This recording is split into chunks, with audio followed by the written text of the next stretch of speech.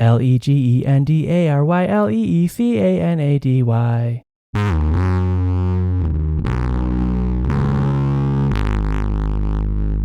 Ladies and gentlemen, it is my pleasure to present to you one of the great men of the 20th and 21st centuries, the wise and brilliant and legendary Lee Canady. Hey, How you man. doing today, sir? How you doing, man? How you doing? Good to see you today. Same here. Well, today I have a very special segment I like to call the ABCs of Lee. I went A to Z, and you know, we've been recording. Today is Thursday, August the 24th. You told me 2023 Anno Domini, year of our Lord. You're better with the times than I am, and we're going to talk about times way before now. But I went through your whole life, and I got a little bit of wind here. I went through your whole life story, A through Z, and wrote down names and places and things.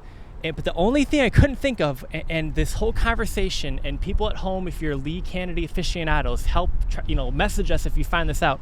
The letter Z. I got everything, every letter of the alphabet except for the. So if you knew someone named Z, or a record label with Z and with starts with the letter Z, or a venue, anything with the letter Z before we get started, because that's the only one I couldn't think of. All the letters of the alphabet, 26 in all, 27 if you count ampersand. That's something Ampersand. about Z. Yes, sir. My life's not completed yet. Love it. You did? I love it. Yes, sir. Yes, sir. That's my final chapter. It would be Z. You did? Yes, sir. Yes, sir. Well, still, we're gonna try to think if you knew like a Zach or a Zeke or Zachariah, or I know Zell Jewelry. Did you work there? Zolkowers. I'm sorry. I forgot. Zolkowers. We already got the end from the beginning before we started at the beginning. All right. Okay. Zolkowers. I actually left a little blank in there. I went right. That's my first gig. Yeah, when you're a foot in the door in Detroit. Hey, how do you spell Zolkowers? Z-O-L? Z-O-L-K-O-W-E-R-S. K-O-W-E-R-S. Zolkowers. Oh, Yeah.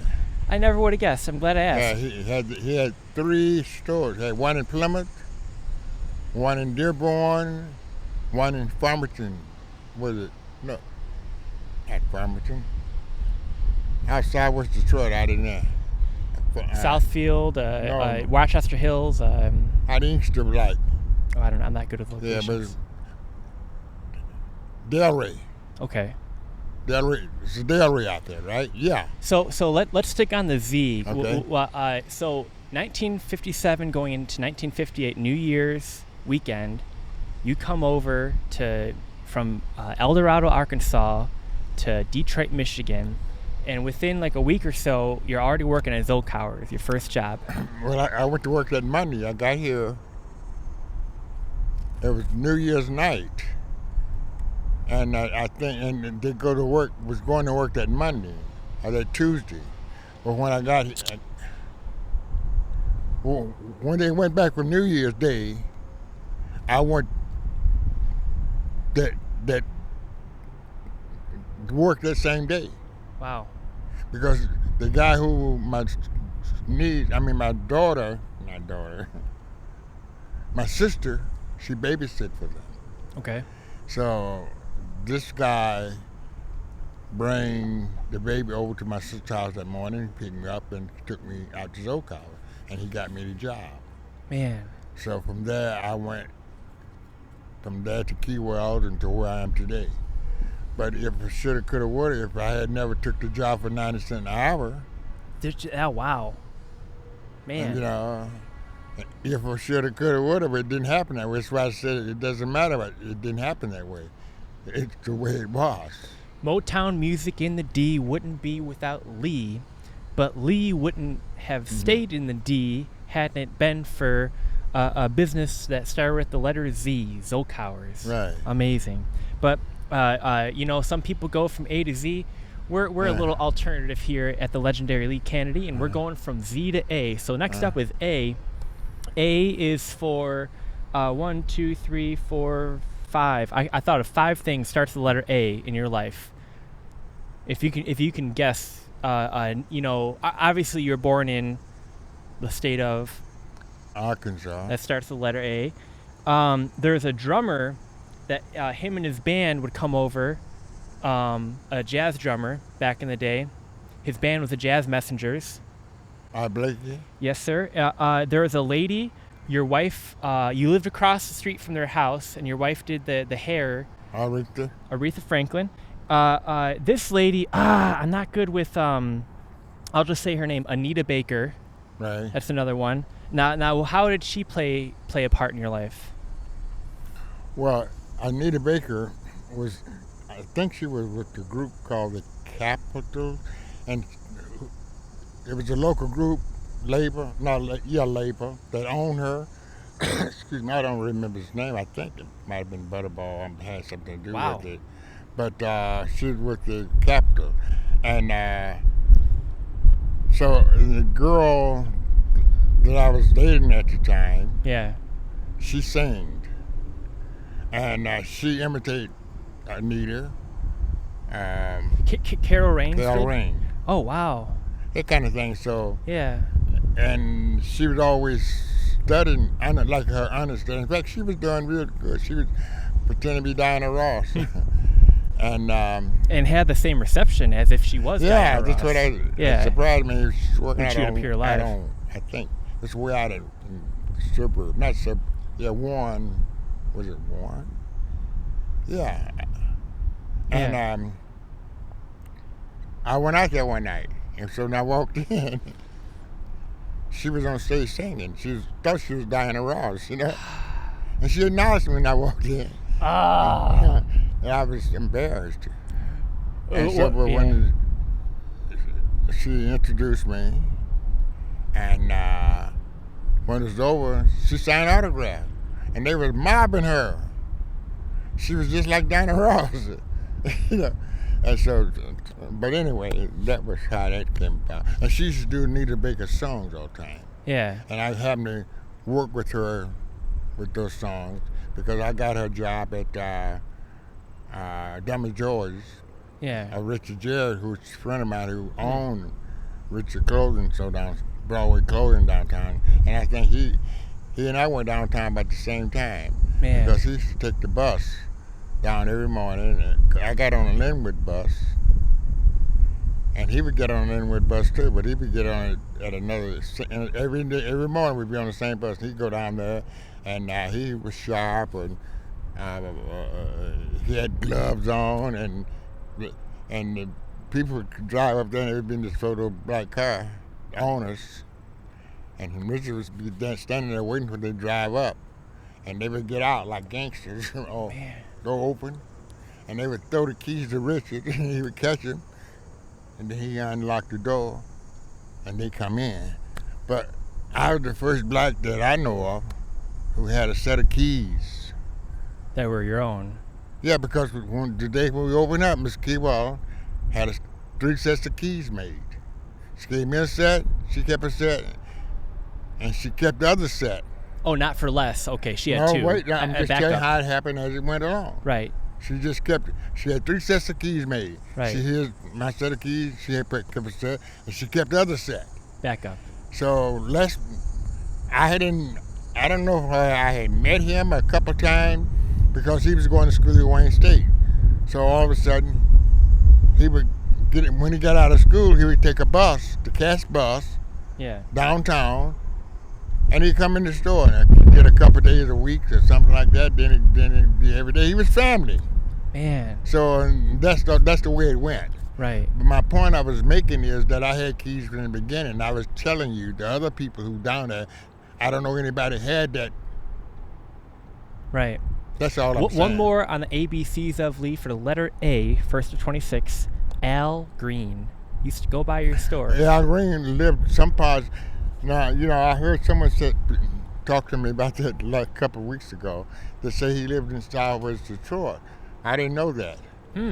But I thought he lived, because I don't remember meeting him in the store because, he was young. He was a kid under me at that time, Right. And everybody was wannabe, I'm going to say. And everybody said what they were saying, come in and do the little dance. He was one of many. Right. of his type, that doing what he was doing. Right. Well, they was under my age anyway. You know, I was an older guy in the first place. I didn't jump up and dance like they did and shake any butts, but that was a young thing at the time. Their so culture, I not didn't yours. dig rock and roll. I Right. did jazz. Yeah. I told you that. You're a cool cat. Yeah. Well, I never did like. But every weekend, just about, Al Green stopped by your record store, your downtown Detroit record store. Yeah, but see, Back in the day. back in the day, Detroit was a city. Inkster was a country city. Urban, They was, rural.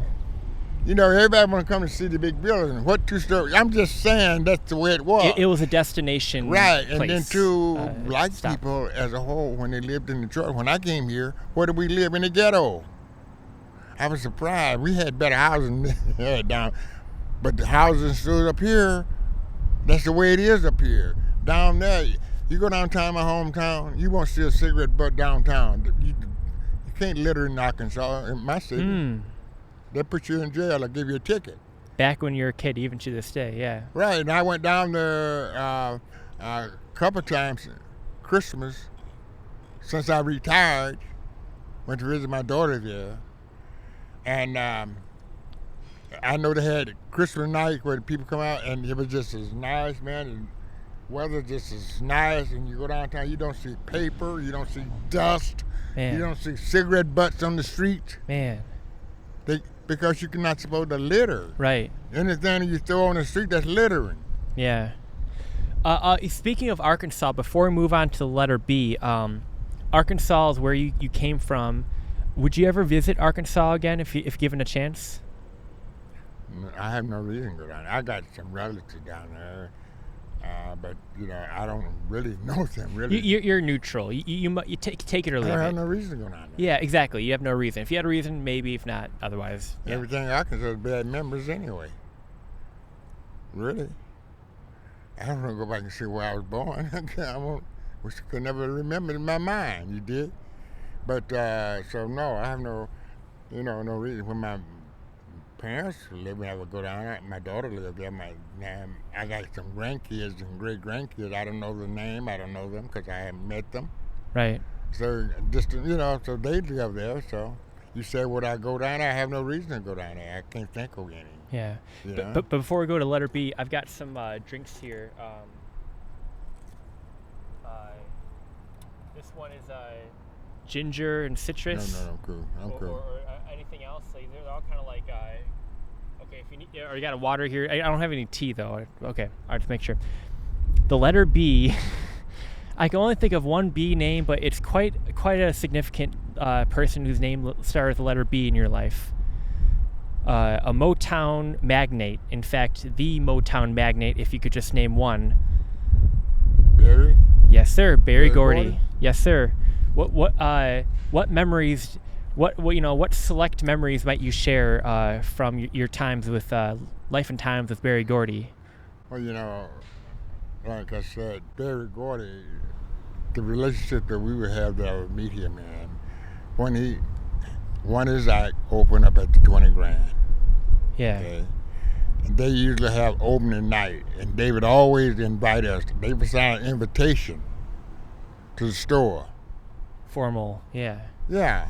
And when we get there, we didn't have to stand in line. Man. If the opening night, usually people is for press and the people who can do something for Barry Gordy, and that's the way it was.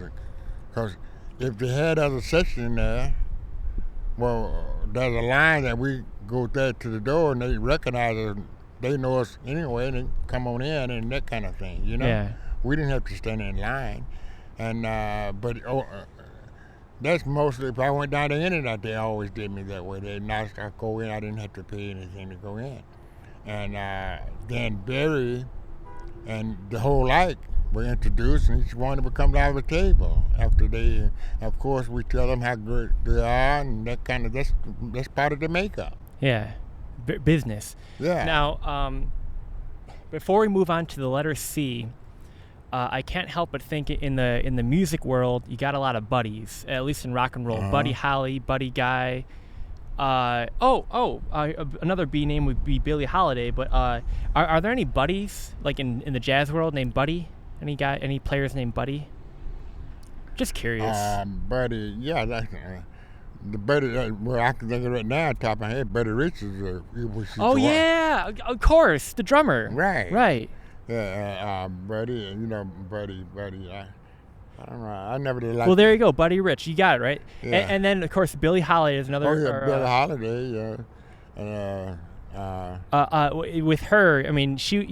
You say you're not much for singers, but she was one of a handful. Liked Billie Holiday. Yeah, she was one of the handful you enjoyed.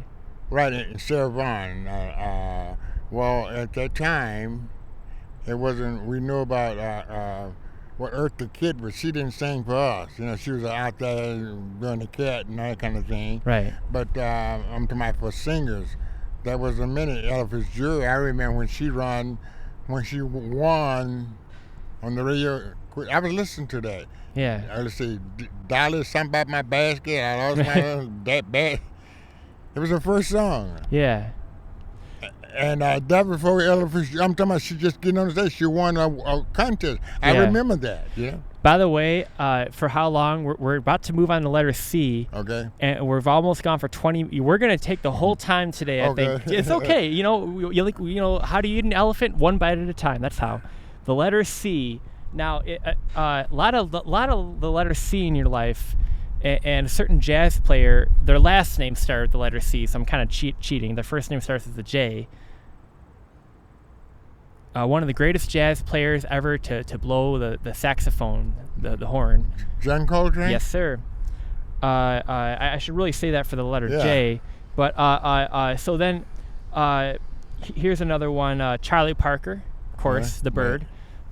You owned three of this car. You had three of them, not four. Three what? What kind of car did you have? Three Corvettes. of? That's right. Three. I had three Corvettes. And now, here, before you tell a Corvette story, I'm going to reset the camera, and we'll talk about Corvettes in a second. Okay.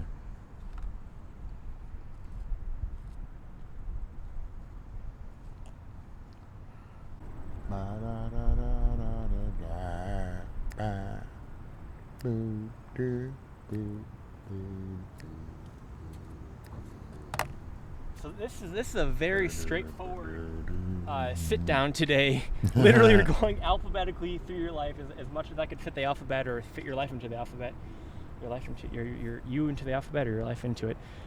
You own three Corvettes. Right. What was there something outside in the world that drew you to them originally, or it was just another car at the time when you got it? Like a certain person that drove them that you looked up to, or something you heard about them? Or? Really, I remember when I was driving cab in Arkansas, and they had a section out there called a Country Club. Yeah. And the wall was brick up so high. Okay. And to get in that, to keep from having a door, they had called a cattle gap, where animals couldn't cross in that property. And if you saw black people out there after dark, he either have a apron, a lawnmower, or something like that. But anyway, I said about the club, and I despised him because it was where the rich people were, and I wasn't. One morning, this white guy had a convertible Corvette, and he almost ran me over. I was driving cab. And I saw that car. The very first one that it was made. The first year. I think it was a 50. I got it at my house, the little small, that is white one. That one. And I said, boy, I wish that. And I had no idea. I thought when I brought this, I had Cadillac. Then I went from El Dorado to Seville. And that was my car. But when it got stolen, they didn't make it was a 77 Seville. We would get a car then every other year. I bought a new car. So when the Seville was stolen, they didn't make a 79. It was time for me to get one anyway. So then friends of mine who I bought my car from, she told me about this Corvette. They had invested in it. They bought it to resell because I bought my cars from them. Yeah. And she told me about investment, and that's what got me in the Corvette. And so when I went to pick up the car, I had never been in a Corvette. Yeah. Never driven one. I went out to get it. She says out there outside. You want us to go out and show you the circuit? I said, no, I'm okay.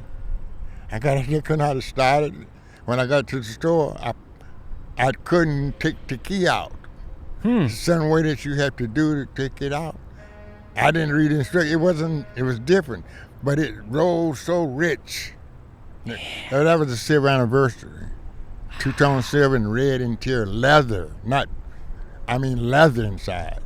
And I said, that's the car. Top of the But, deck. right. And I still have those frames for it.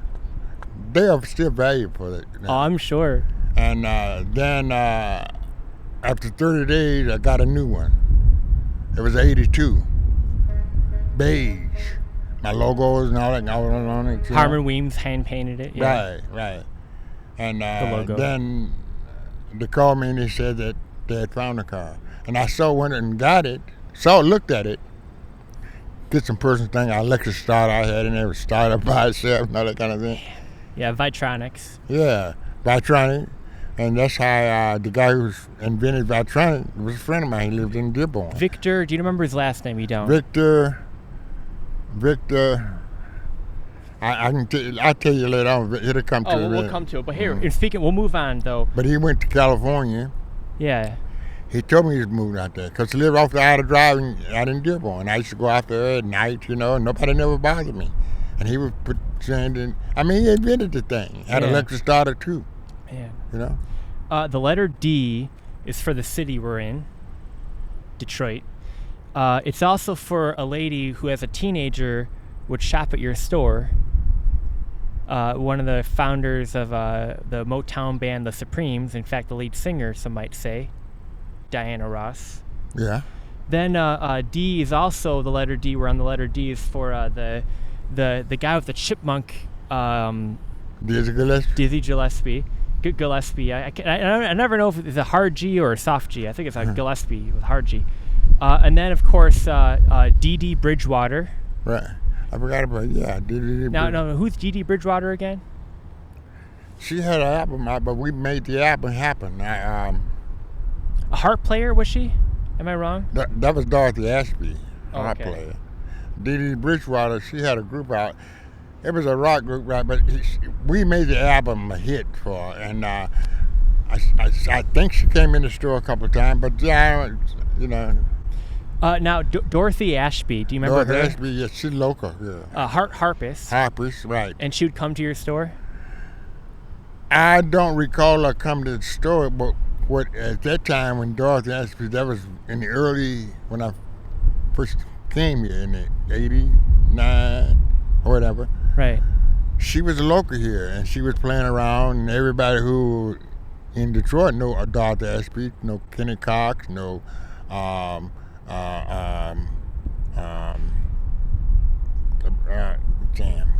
a lot of groups. Right. I can't call them right now. Like Wilkinson, the band player, Leonard, Eli Fontaine. Eli Fontaine was the one who went to Stags and brought the Staples singers back.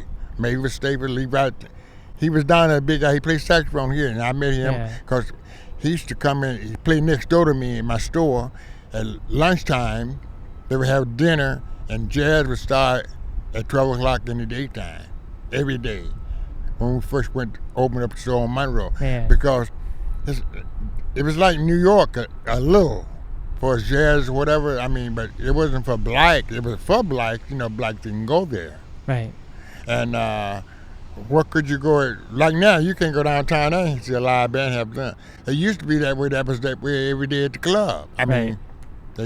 They get up and they go out and have lunch, and they have strippers dancing. Shake joints, they call them. Yeah, and that's how I met the girl, Rick Charles.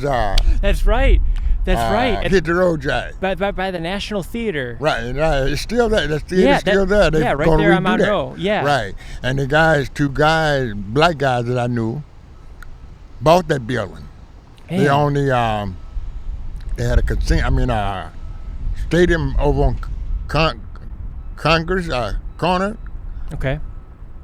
the ballroom where the John, I mean, yeah, not Yeah, where the benefit was held, where John Lennon came right, in Ann Arbor. Yeah. Wait, those two twins, they was twins. I knew the father because they were the first black. They had a gas station on Mac and the Service Drive in Warren. Okay. And they was black and had a gas station there. And the son used to come out there every day. They was twins. Man. And one of them got shot down at the High Plaza. Wow. Somebody shot him with a straight bullet. And, oh boy. And it hurt me that it happened. It wasn't anything he did. He got a straight bullet.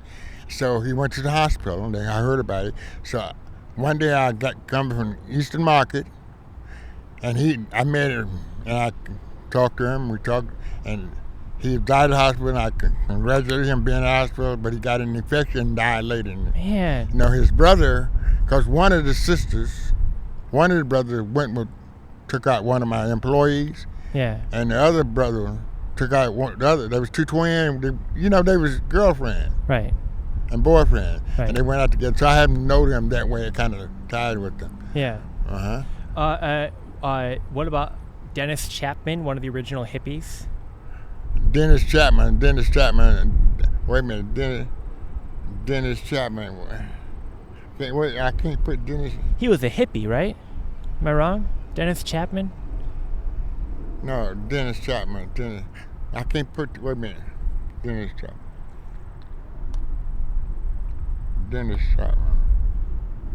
I can't put Dennis Chapman. He'll come back to it. Now here's someone you got a lot to say about this individual. Damn, I know Dennis Chapman too, but I can't put it together right now. It'll come back. The 45th, some may argue, the 46th, and I hope the 47th President of the United States, Mr. Donald Trump. Donald John Trump, our president. Uh-huh. You got a lot to say about him. You modeled a lot of your business. Well, yeah, because he's a businessman. Trump. He was a businessman, and I think he's smart. I still said the same thing I ever said for him. And I've been with him ever since he's been in politics because he's always in politics. He's always there with them. His name was always around like Giuliani back in the day. Those Rudy were the Giuliani, people, yeah. Yeah, those were, when he went in and cleaned up New York and stopped in frisk and all that kind of thing. And he was talked about at the time, but he is the mayor of the century with Giuliani. Right. And so what I'm saying is, yeah, I've been in politics ever since I can remember. Like I said, first I voted for JFK, and I voted Democrat since then, only to Obama, and I'm sorry I did it.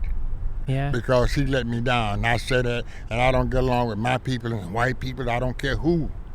But I call balls and strike. Is what it is, okay? And since all this stuff come out about him now, it's not a fact. Did he? Should he did that. He was involved in that. Right. You're part of the solution, or you're part of the problem. And who said that? Ralph Brown. And he was a militant, very militant. He said, you're part of the solution, or you're part of the problem. I didn't understand it for a long time, but I do now. What does it mean? It meant just like it said, you're part of the solution, or you're part of the problem. If you ain't part of the problem, you got to be part of the solution. You're one camp or the other. It's binary. Right. You can't be both. I mean, you one or the other. Now, which way does Donald Trump go? Is he part of the solution or part of the problem? He part of our solution right now because look, we had jobs. We live better, and those days will never come again. Yeah. You understand what I'm saying? My kids will never have what I had. And Joe Biden's part of the problem. The whole Democrat Party and everybody who carried the trust with him. Yeah.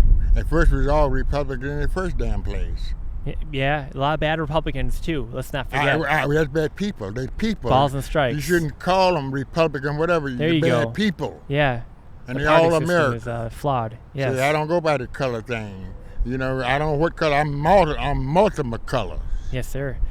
Now, I'm not sure if it was a colorful place, but your hometown, you were born just outside of it, was a quaint town in Arkansas called El Dorado. Right. Was it a colorful place, El Dorado, or was it kind of drab, kind of one note?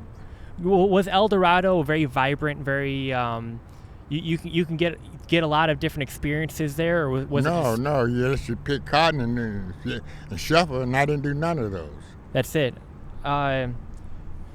E is for a man who invented Vocalese. A man, you were one of the last people to see him die. He came to your store and you didn't know that he knew you, but he knew you. In fact, he sought you out. Eddie Jefferson? Yes, sir. Yes. That wasn't the only time that happened to you.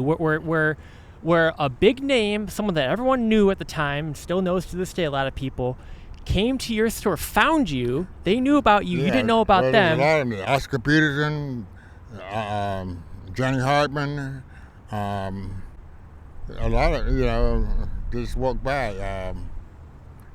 Billy Paul. I mean, and then, everybody doesn't announce and stuff when they come in there, Yeah. But I'm sure most people who was in on thing, they say what's happening, they're going to come to the store, because if you go to the other store, if you want something, you have the money in your pocket, and got a car, you don't want, you don't want to,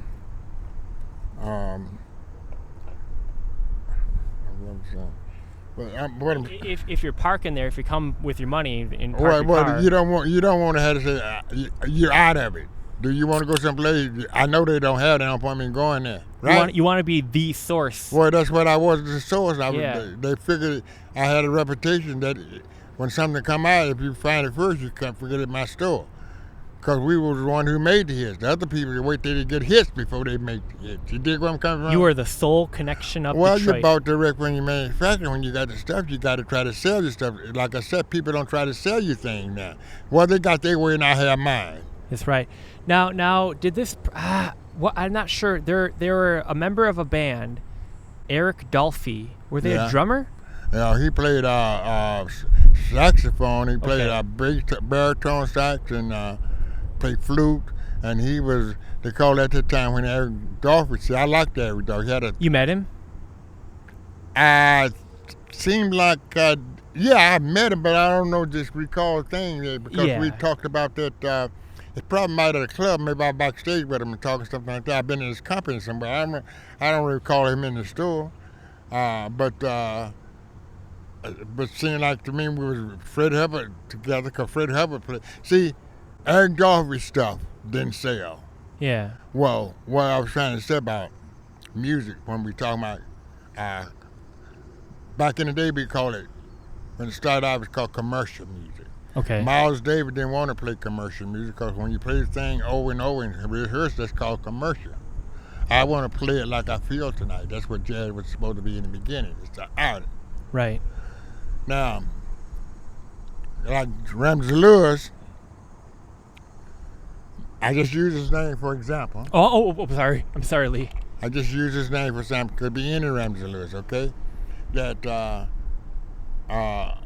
they play the easy stuff, what the director tells them to play, because the director, like you, don't know jazz. Right. Yeah. So you want to do a certain way because you think about selling. And I was not thinking about selling. Really, he's thinking about his art. Exactly. Let's call it true artists. Yes. But now they have been, and that's why Miles Davis, not only Miles, a lot of people in that era didn't want electric horn that says sound come from your chops. But now electric horn, it comes from the amplifier. Artificial. That's all I'm saying. See, and that's why they never want to play the same thing twice, because I don't know how I played last time. Yeah. That's why Miles Davis said that he don't like someone asked for a request because I don't feel it tonight. Yeah. He's not a you pull a string and he goes. And he's more, those old school guys were more themselves. Like Miles Davis, you ask him his autograph, he play a tune, he might tell you I play and don't come back the next stage because he don't want to be bothered with you. Have you heard of Jimmy Cook? Yeah, he plays tenor sax. He plays Horace Silver. It's so fun. It's funny you recognize him. I met his daughter when I went to Hearst Castle. I just did. That's where I got this tie-dye shirt. In fact, I picked this out from a thrift shop because it's very similar to the. Yes, sir. I got this for like $3 at a thrift store in Santa Barbara, California, just a couple weeks ago, visiting my pen pal of 12 years for the third time we ever met. Yes, sir. And the reason why I picked these colors was the original, not the original tie-dye shirt ever, but the original one that kicked off the whole fad. The opening act for Woodstock Festival, his name escapes me right now, wore a very similar tie-dye jacket to this color scheme. Neither here nor there. While I was there, I went to Hearst Castle, and sitting behind me in one of the tour buses, we drove up and down these hills and mountains, turns out was a daughter of Jimmy Cook, and you were talking about chops, and that's why I brought to mind. She said he died of cancer. He could have lived if he had a surgery, but it would have removed part of his tongue or part of his jaw, and he was so big on playing. He's like, I'd rather die with everything intact and be able to play. In fact, the reason why he got cancer to begin with, just like how John Coltrane, your close friend Coltrane, who we'll talk to when we get to the letter J, how he actually, wait, I have to change my camera. Yeah, I got 10 seconds. We'll be right back.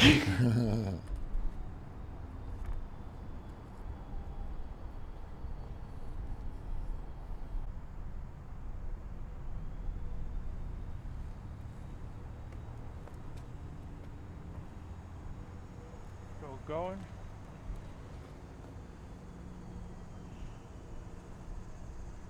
You need a drink? Are you too hot? No, I'm okay. So Jimmy Cook passed away. I met his daughter just a couple weeks ago, and she said that possibly the reason he got his cancer to begin with was the mouthpiece for his saxophone. Something in it caused him to get the cancer he got in his mouth later on. Well, I've seen different people, like Freddie Hubbard. He had something was wrong with his lip up in there. I noticed that in her life, there's some of the things that you might endure by doing. Like you driving a car, you might get a rock thrown through your window. Or worse. Shit can happen anywhere to Yeah. anybody. It's just a tragedy, but it happened. But shit happens. Man. But Jim Cook, was he at my house? I don't know. You might have met him. Oh yeah, I did. I did. 'Cause He was a white guy, right? No, Jim Cook. Okay, I might have the wrong name then. Jim Cook played tenor sax. Songs with my father.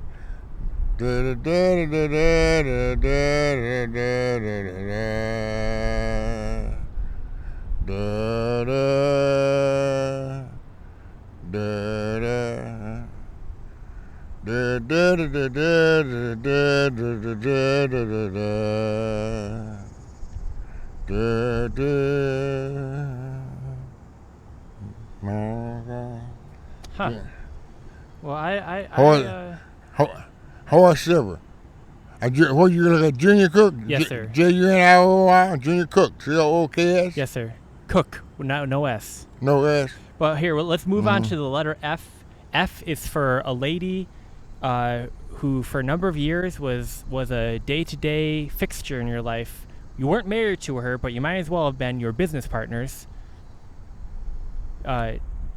Florence? Yes, sir. Florence Kewell? Yes, sir. Okay, Florence, huh? F is for Florence Kewell.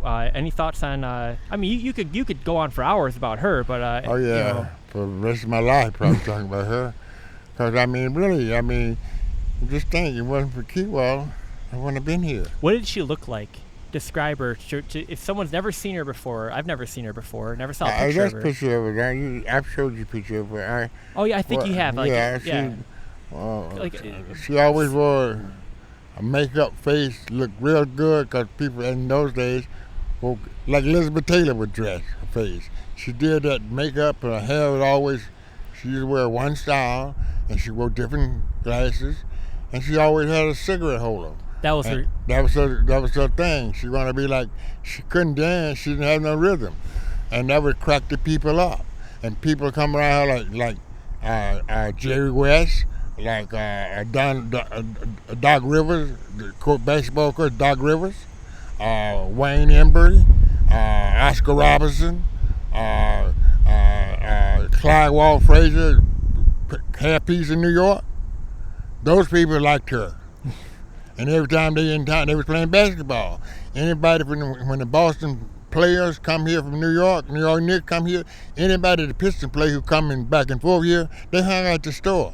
She was a character, Florence Kewell. Right, because people came on, like I said, down on Monroe in the day, you go out at 12 o'clock and have a steak and there's a live band. Well, she was vivacious. She was outgoing then. Yeah, she came in New York and then she had a convertible. She had a couple convertibles. And she know about the life, but she didn't hang out the place here. We go to 20 Grand together, like I said. She was a white person, Jewish, which at the time, Jewish people went with Jewish people. Right. Only. Now, nowadays, it's a little bit different. More egalitarian. I don't know whatever you call it, but like Sammy Davis Jr., he changed his religion to be Jewish. Right. And look how he got smashed. For it, yeah. Back in his day. And on both sides. Huh, yeah. Interesting. Can't win. See? I'm just still saying it's always been there. But Miss Kewell was the type of person, she was flamboyant, like I said. I remember, it's nothing, I don't know, but we would go to like Phelps over there. And I didn't go to Phelps, but on a certain night, one night we went there, and after that, she went to After Hours joint. Now, I don't go to After Hours joint because she's with the crowd who took her there.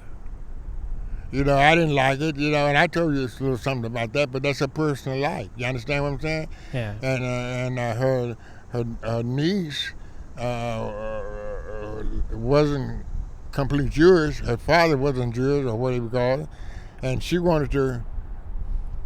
Miss Kewell was going to buy her a car. You know what kind of car she wanted? What? A Volkswagen. A Beetle, a Bugger, yeah. You can't have that. They did what the Germans did to the Jews. The Hitler started that company, Volkswagen. Right. And I had to cap the German war. Yeah. When it's real cold, wear them kind of cap, Yeah. She didn't like that because but I wore it anyway. Even Arthur Clothing them didn't like it.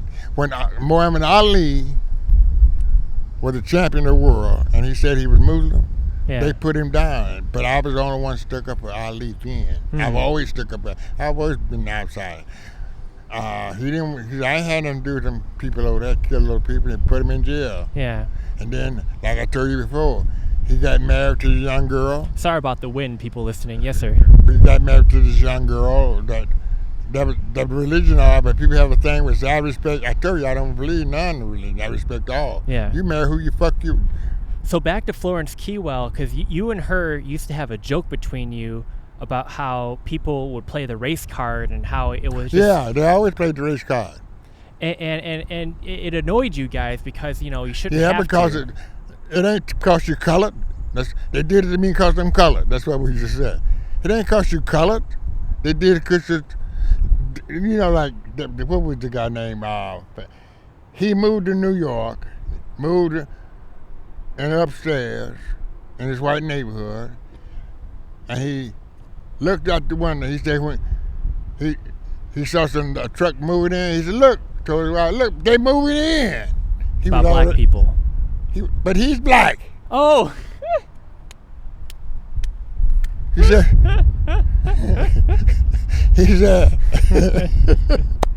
He said when he would go to get to the market, get food stuff, he still like watermelon.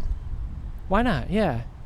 But when you saw black people back in the day, he had the watermelon in his mouth. You're not spitting that watermelon. It's just like Aunt Jemima. Stereotype. Right. And Godfrey Gambridge, he says, he would buy watermelon, just wrap it up and put two bowling put holes in like a bowling hall, bowling ball. Yeah. He said, he said, you want to wrap a watermelon wrap? He said, yeah, put 3 holes in it like a bowling ball and put it in a bag. He lived in a white neighborhood. That's great. And they didn't want him to come home and say, look at that nigga, he got a watermelon, ain't he? You know what I'm saying? That's all I'm saying. It's been here all the time. But back to the race card. So Florence Kewell, it irked her when black people... Irked me too. Would irk you both, and yet she would be offended about Jewish things. She would be offended about That's what I'm saying. Yeah. That's why it's called balls and strikes. Damn who it is. That's what I'm talking about. That's right. And that's why you have a word called bias. Yeah. Instead of saying race, see, they changed the word. One is just a bias. Yeah. So moving on to... Wait, yes, sir. Excuse me. You're right. What I'm saying is, see, it's the same thing. They changed the word around and call it a race. It's about race. It ain't got nothing to do with no goddamn race. Amen. It's wrong or you're not wrong. Like Martin Luther King said. And every said, time you stop a black person, you stop to me because I'm black. Judge them by the content. That's what I'm saying. Of their character, that's not called the color a race of their skin. card. Yeah. This card came out just because the MasterCard came out. Pictures on my card. Now that's not a race card. Yeah. You understand what I'm saying? I wish we could get rid of it. Yeah. That's what I just told you. And every time I say white and black, I try to tell you I hate to use those words. How many times I tell you that? All the time. All the time. But that's what I'm saying, Ryan. And that's what another thing. And you too. Yes, sir. Everything is across the fucking border. It don't stop at this end. All the way across. Equal. Yes, sir. I don't care if it's water, cocaine, shit. Dirt. Yeah, anything. Anything. I just said matter.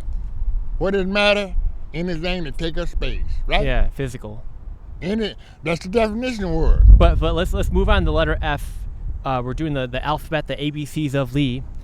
F is for Freddie Hubbard. You met Freddie Hubbard. Yeah. He's a drummer. No, he plays trumpet trumpet. flugelhorn.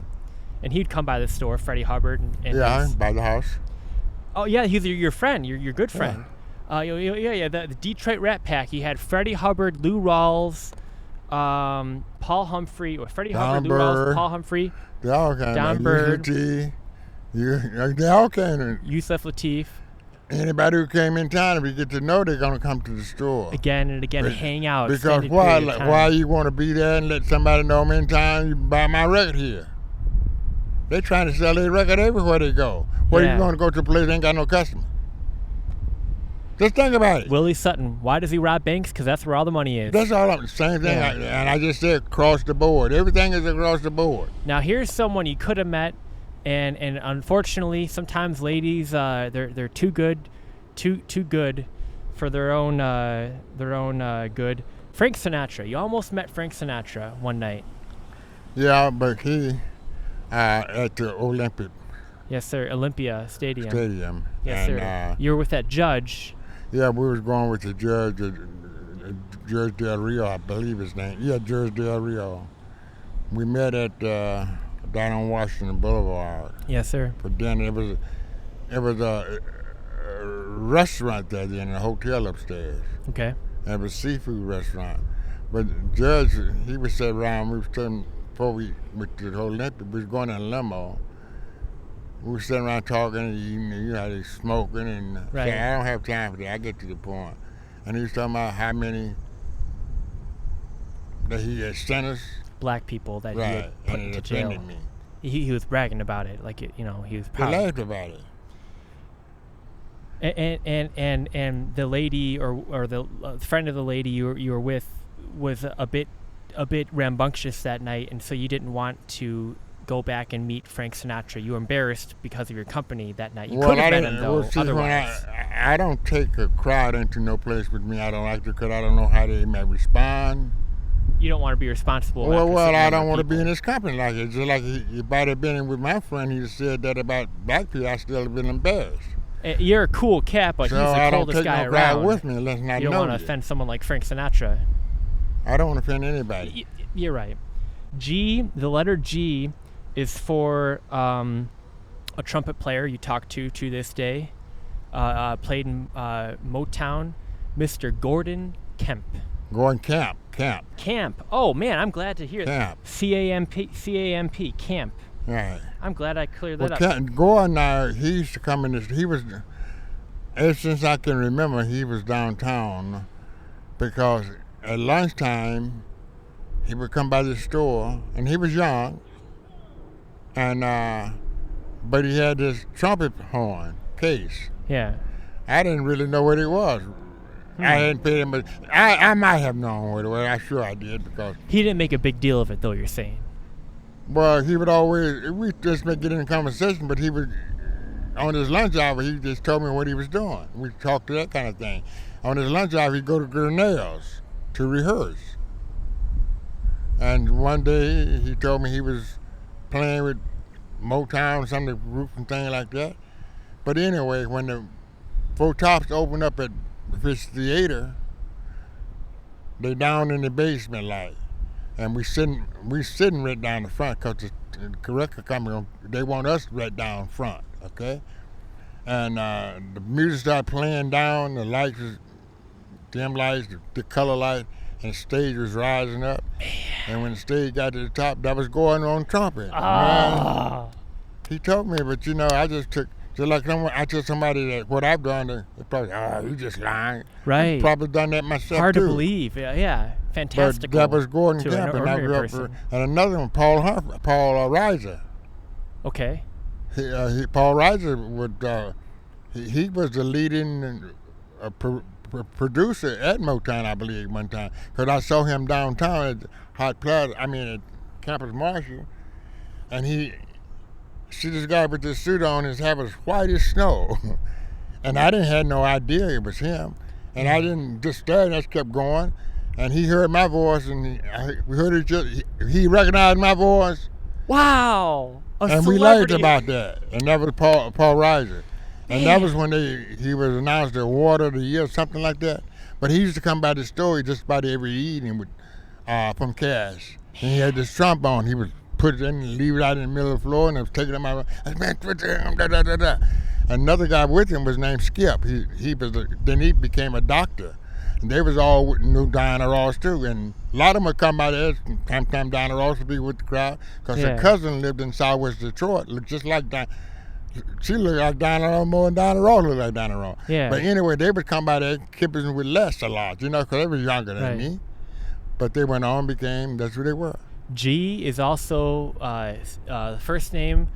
Their first name's George, and you might say that they were the godfather of funk and a friend of yours for many years. In fact, you have, some people say they let their freak flag fly. Well, you let your funk flag fly right there in your apartment. Your funk flag for the Funkadelic? For the G-man himself. George Clinton. That's right, George Clinton. Now he played bass. Did you ever see him play live? Oh yeah, several times. In fact, Yvonne Wrigley, she was Wrigley then. She married LeBaron Taylor. She was our second person to work for her. She knew the funk brother because Yvonne was. You mean the Funkadelic? Parliament right, Funkadelic. Funkadelic Parliament.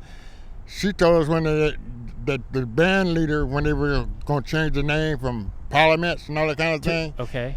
She told me that before it happened. Now, were they named after the cigarette or after Parliament and government? I have no idea because okay. I didn't keep up with rock. Right.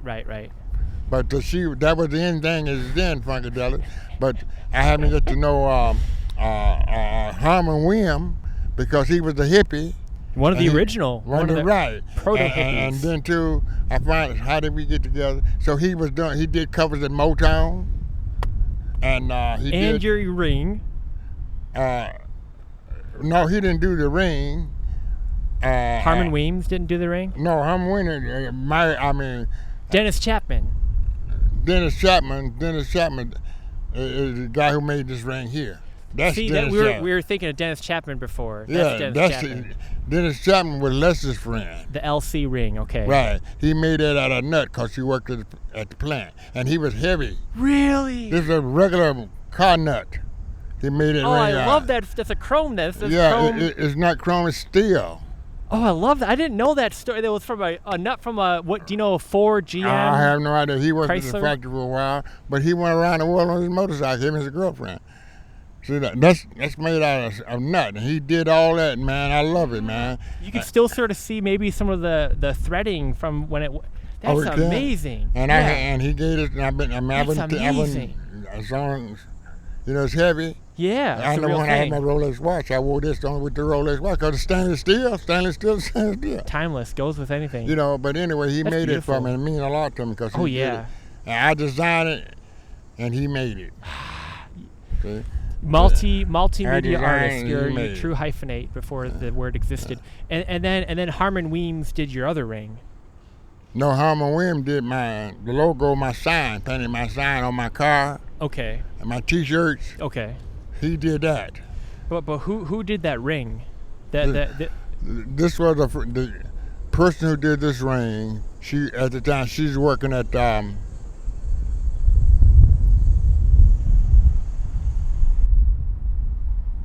this will be the last segment, so we're not gonna complete the alphabet in one sitting because it's so funny. I haven't even gotten through one page of notes. But this has been a great conversation, Lee, and I thank you so much for taking the time. Man, this is a good segment idea because we're making connections we've never made before. Because we're going alphabetically, we're kind of going all over the place in terms of time. Well, I understand. You just know what you think. That's all I can go by, man. You're very kind.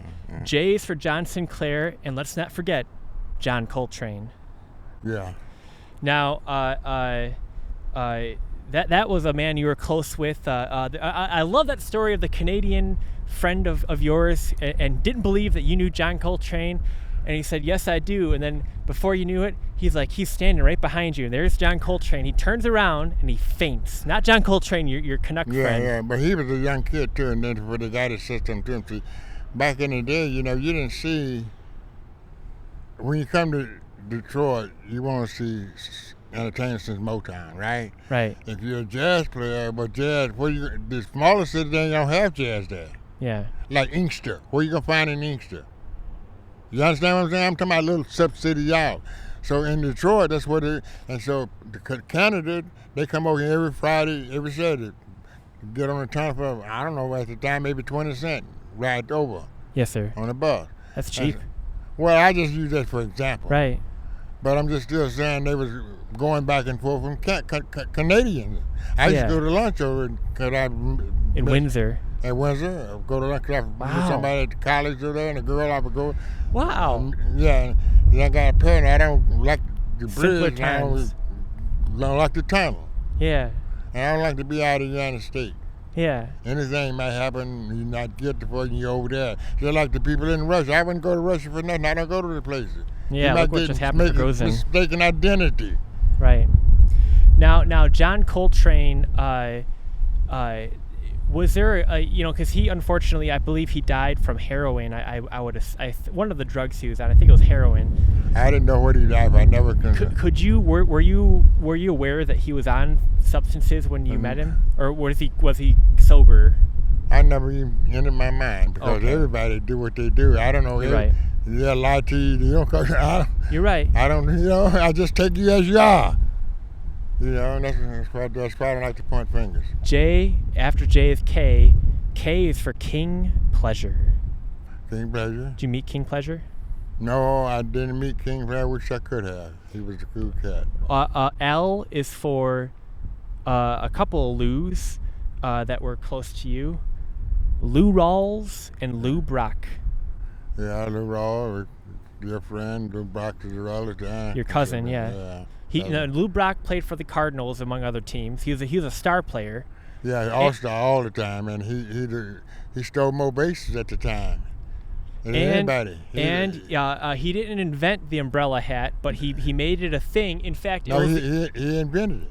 Well, technically, there was a patent. I looked it up in the late 1800s, but it never was cool in the pop culture until him. In fact, after him, it hasn't been cool. He was the only person. I looked it up, the whole history. Right, I know what it is.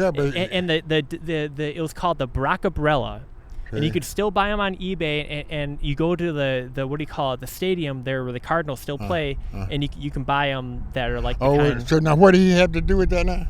Well, I believe, I don't know if a company approached him or he approached a company, but there are these umbrella hats, and he thought they were kind of neat.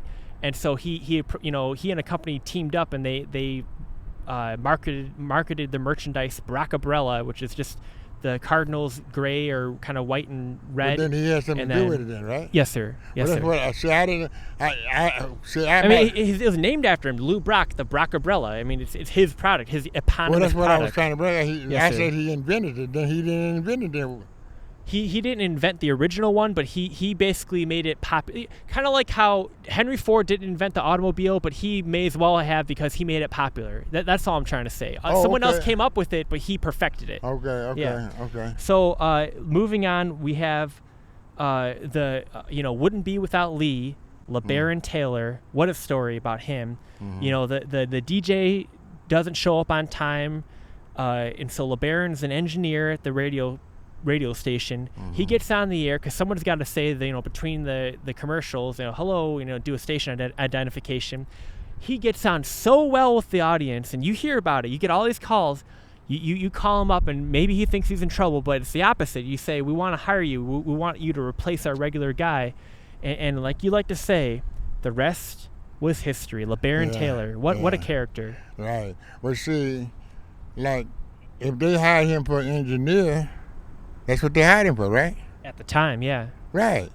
Well, and like I said, Mesquite was sponsored the show, right? Right.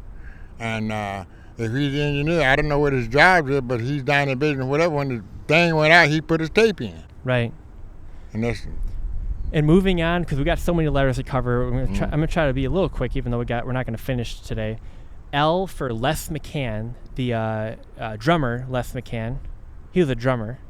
Les McCann, piano player. Okay, I'm getting mixed up. There's so many names here to keep together. Les McCann, you were friends, good friends. Yeah, Les McCann and I was friends because he was on Les McCann was on West Coast Jazz, Pacific Jazz, and that's on the West Coast. East Coast, West Coast, different sounds, jazz, different sound and different time jazz. I usually like East Coast jazz. Was it more smooth, more relaxed? West Coast is more like amped and energetic? I think it's more creative, more improvising in East Coast. That kind of thing. Yeah. Whereas other is like a rhythm, like you're playing that. You know what I'm saying? Like it's easy.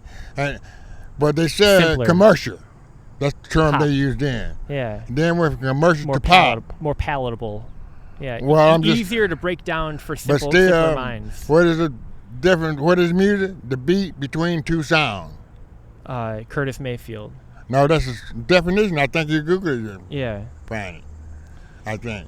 And Curtis Mayfield explained that. Said rap must not be music then. Yeah. Now, we already talked about Lamont Dozier from Holland Dozier Holland. Now, Lamont Dozier, did you meet him? Of course, yeah. And he just passed away, I believe, right? Yeah, we talked about him a year ago. Right. Lionel Richie, you didn't meet him, but you met his brother. No, I met all of them. Oh, you did? Yeah, all around, because we were all backstage. And you both had on Playboy glasses. I had the Playboy glasses, and one of the guys, the darker guy, I don't know the name, the dark guy in the Commodores. Had on the same glasses. Yeah, and he's just looking at me, and he said, I like your glasses, like that. Good style, yeah. And it dawned on me, well, yes, man, you got on the same glasses. That's and great. We liked it all. We started talking, that kind of thing. But Lionel Richie, I've always liked him. And he just got into the Rock and Roll Hall of Fame. And then, let's not forget, he was just last week or 2 weeks ago supposed to play at Madison Square Gardens on tour with Earth, Wind, and Fire. Yeah. Earth, Wind, and Fire shows up. He doesn't. The previous night they played in Boston, so now they got to play in New York City, which is a 2, 3, 4 hour tops drive, with a cab.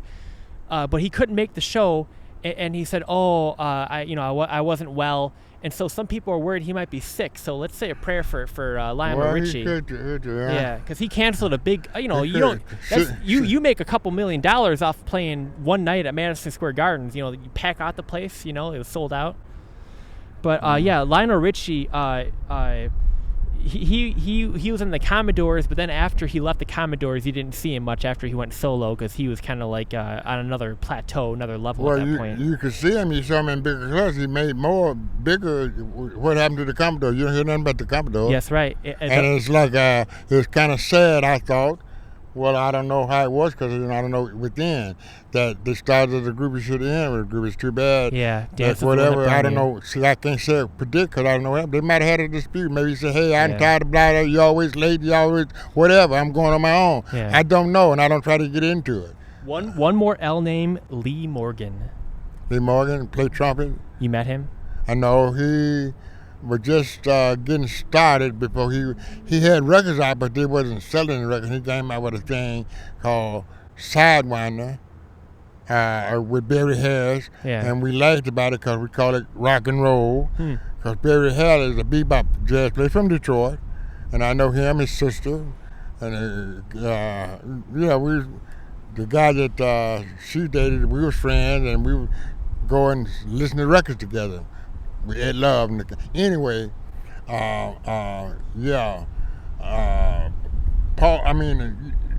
I was saying, that Barry Harris, and we lasted, but all the way to the bank, they went and they made a lot of money on it. So whatever you call it, the first one to do is music. Yeah. I didn't buy Sidewinder. Yeah. But, I'm wondering, very few didn't buy that album. It almost sold gold. It was a big album. Yeah. But who wouldn't want to do that? But a true artist, but it just wasn't my thing. I like more or less creative stuff like Freddie Hubbard and mean something like when you're sincere when you're playing. Now, let's move on to the letter M, because I want to finish on the letter N. The letter M, M is for the great genre of Detroit that started in your store, namely...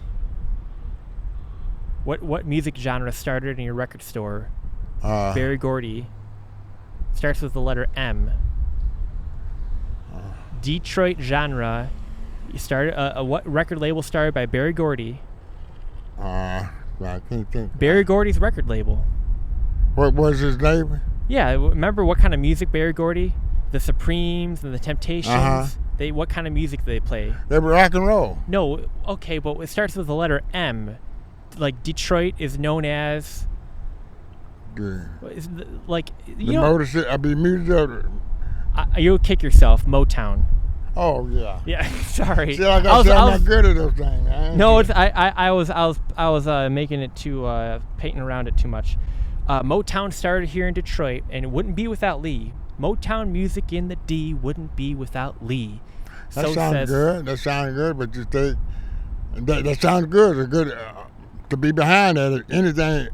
Because Berry Gordy came to you when he was a nobody. Anything connected with Berry Gordy, but not the music, period, because somebody had to get all music on the radio. It doesn't matter about Motown or what music. You had a radio connection and the in-store connection. The thing about it is, I'm the first black to buy it direct from the manufacturer. That's why I have the connection. Yeah. Anybody could get the connection you buy from them. Speaking of buying from the manufacturer, another M, Monroe Music. That was your store, Lee's Monroe Music. Right. You took over in the late 60s and till 84. See, let me make my point this. Yes, sir, please. Say, for instance, it was Monroe Music, right? Yes, sir. If we had stayed on Monroe Music, then all the credit would have been on Monroe Music, wouldn't have been on Lee Canady. Right. Yeah, you had to put the name on to differentiate. That's what I said. I changed everything. Speaking of a person that it was all different after them, there's a BC and AD with this person. They opened up for 10 days, the first cafe in the state of Michigan, the Minor Key. A great player with a gravelly voice, and told you to whatever you play it pretty. His name? Miles Davis? Miles Davis. You met him at least once. Oh, I met him more than once, yes. More than once. Oh, yeah. But the first time you met Miles Davis was at the Minor Key. Well, it was all at the Minor Key, but see... He was there for 10 days. 10 days in a row, yeah. I don't know how many times I was over there, As much as you could, probably. He's Miles Davis after. But I don't remember him coming back in town. He came in town because he came to Shane Park. Interesting. Okay, I didn't know that. But I didn't go down there because I don't like crowds. I don't like that crowd. Right. But see, that's what I said. He came, Shane Park, and they got some things down there. I don't go down there. Yeah. Now, Miles Davis... He met you. He thought you were a musician because the way you carried yourself. But you told him you weren't, and he wasn't going to be, that wasn't going to be it for him, thinking you were a musician. So he still gave you advice as a musician, and he said, "Whatever you play it pretty." Yeah. I mean, what a story! What a great story! So whatever you play, just play it pretty. Another great all-time artist of the Motown, any genre, Marvin Gaye, your neighbor, Marvin Gaye. You may have gotten him to wear beanies, Marvin Gaye. And you would wave, he'd drive, you were such neighbors, you drive by and wave at each other if one was mowing the lawn. Or yeah, we always seen each other someplace, like... just around town you see each other. Yeah, but, And you're friendly because you're neighbors. Well, it was, we always acknowledge each other, Yeah. see, Now, someone you really acknowledge or really acknowledged you, and in a ribbing sort of way, but you made money off it, so that was a good ending to that perhaps sad beginning. Marvelous Marv, that the singular reason why people dye their hair weird colors, he made it a thing in the mid 20th century. Marvelous Marv was your friend. He started out essentially as a nobody. He worked at a parking lot or something? Or what did he do originally? Actually, I met him. He's working at the parking lot next door to where I parked my car. But like so many people you met, but you knew back, you knew them when, as they say. Yeah. He became a superstar. Yeah, he became a superstar. In fact, we did a business together. We did a roast. They roast me. Right across, or down Jefferson Avenue, across from Robertson Furniture. Bicentennial, it was called. 1976, it was probably then. If it was bicentennial. Uh-huh. So you and him split the profits off that roast. Yeah, probably made a couple grand, or Yeah, we made some money. I don't remember what we made, but the place was great.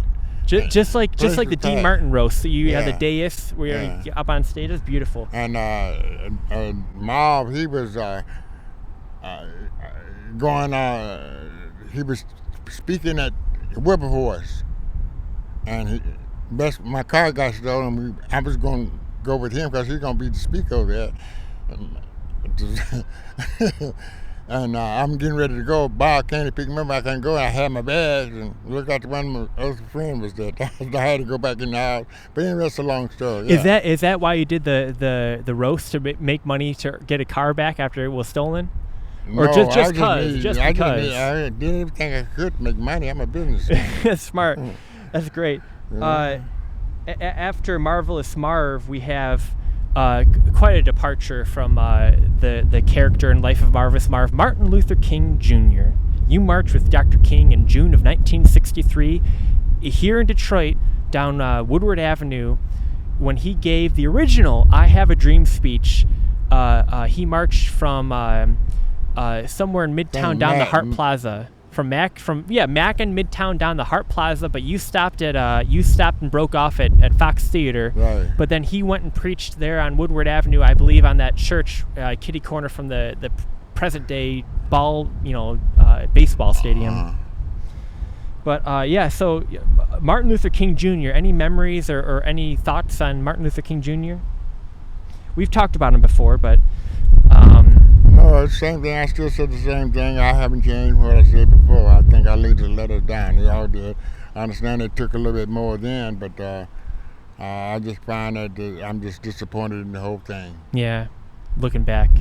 I'm disappointed in the whole thing. They could have did more. Just disappointed in the whole thing. That's the bottom line. Nothing more to say. People got glorified, but there's so many people they ain't heard of. What about nonviolent? See, I didn't like to think about King. You couldn't hit back. They didn't want the people to fight back.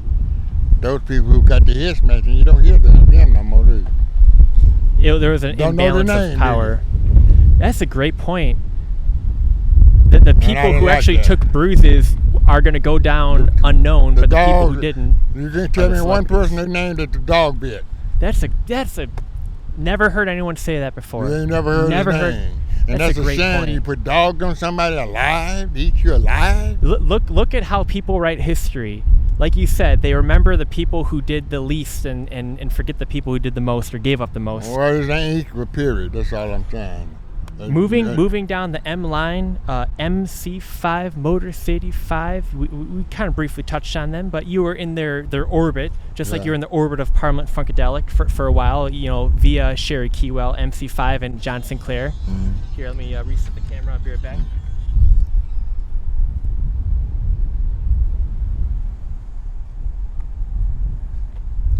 I'm going to go till I have one camera going left. All right, because I want to get to the letter N. Then we'll end on the letter M. Melba Moore. Melba Moore was in town. She did Pirelli. Was it Pirelli? I think she came out of that. But then she sat down Pop Records. And they bought her on a promotion in my store, and they took a lot of pictures of picture tires. And she came in town, and we was there, went backstage and stuff like that. And but I haven't seen her in a long time. Yeah. Harmon Weems, or I'm sorry, not Harmon Weems. I love the way you say his name, Max Roach, or you say Max Roach, Max Roach, the drummer. Yeah. What about him, you say? What was that? That We Stand Up, or what's that? Oh no, he had an album out. We Insist. He We had a lot of Insist. album out, but to me, the album what impresses me so much is called We Insist. Oh, I love that, man. Oh, And it was dedicated to our group of people at one time because Abby Lincoln, which is, she don't get the credit that nobody really hardly know who she was, she's in there and she said, the bigger lie is the politician. And she said that. And so anyway, I sold that album. He had about 3 or 4 albums because the record company, they just invented that label. And they always would contact new people to introduce their label. Yeah. Uh-huh. Yeah, let me just pop this on because they're getting a lot of wind. It's supposed to be a windscreen. It's a little raggedy. All right. So just a couple names left on the letter N. We have Nancy Wilson. Wouldn't be without Lee. Nancy Wilson, you broke her on the radio. In fact, you had a hard day in the front of the court. You came back from the court, and you're having kind of a little bit of a nervous breakdown. And who was there? Cannonball Adderley, and he was there to comfort you. And you and him were talking, and then not long after that, you found out through him about Nancy Wilson, and you made her career, and she never forgot you for it. Right. Well, see, Nancy Cannonball Adderley, a lot of that I think about how things really happen and, never thought of it that way. But see, Cannonball came in, that was the first album, a record, that we made a name for ourselves on the radio. It was an instrumental called This Here. At that time, they didn't want to play instrumental on the radio because it's too long. A record had to be so many minutes, not so many, but like 2 minutes and so second long. Right. I don't know exactly what it is, but instrumental take longer than that to get started. Yeah. But Cannonball Adderley with that tune is such a good. I used to play it all the time.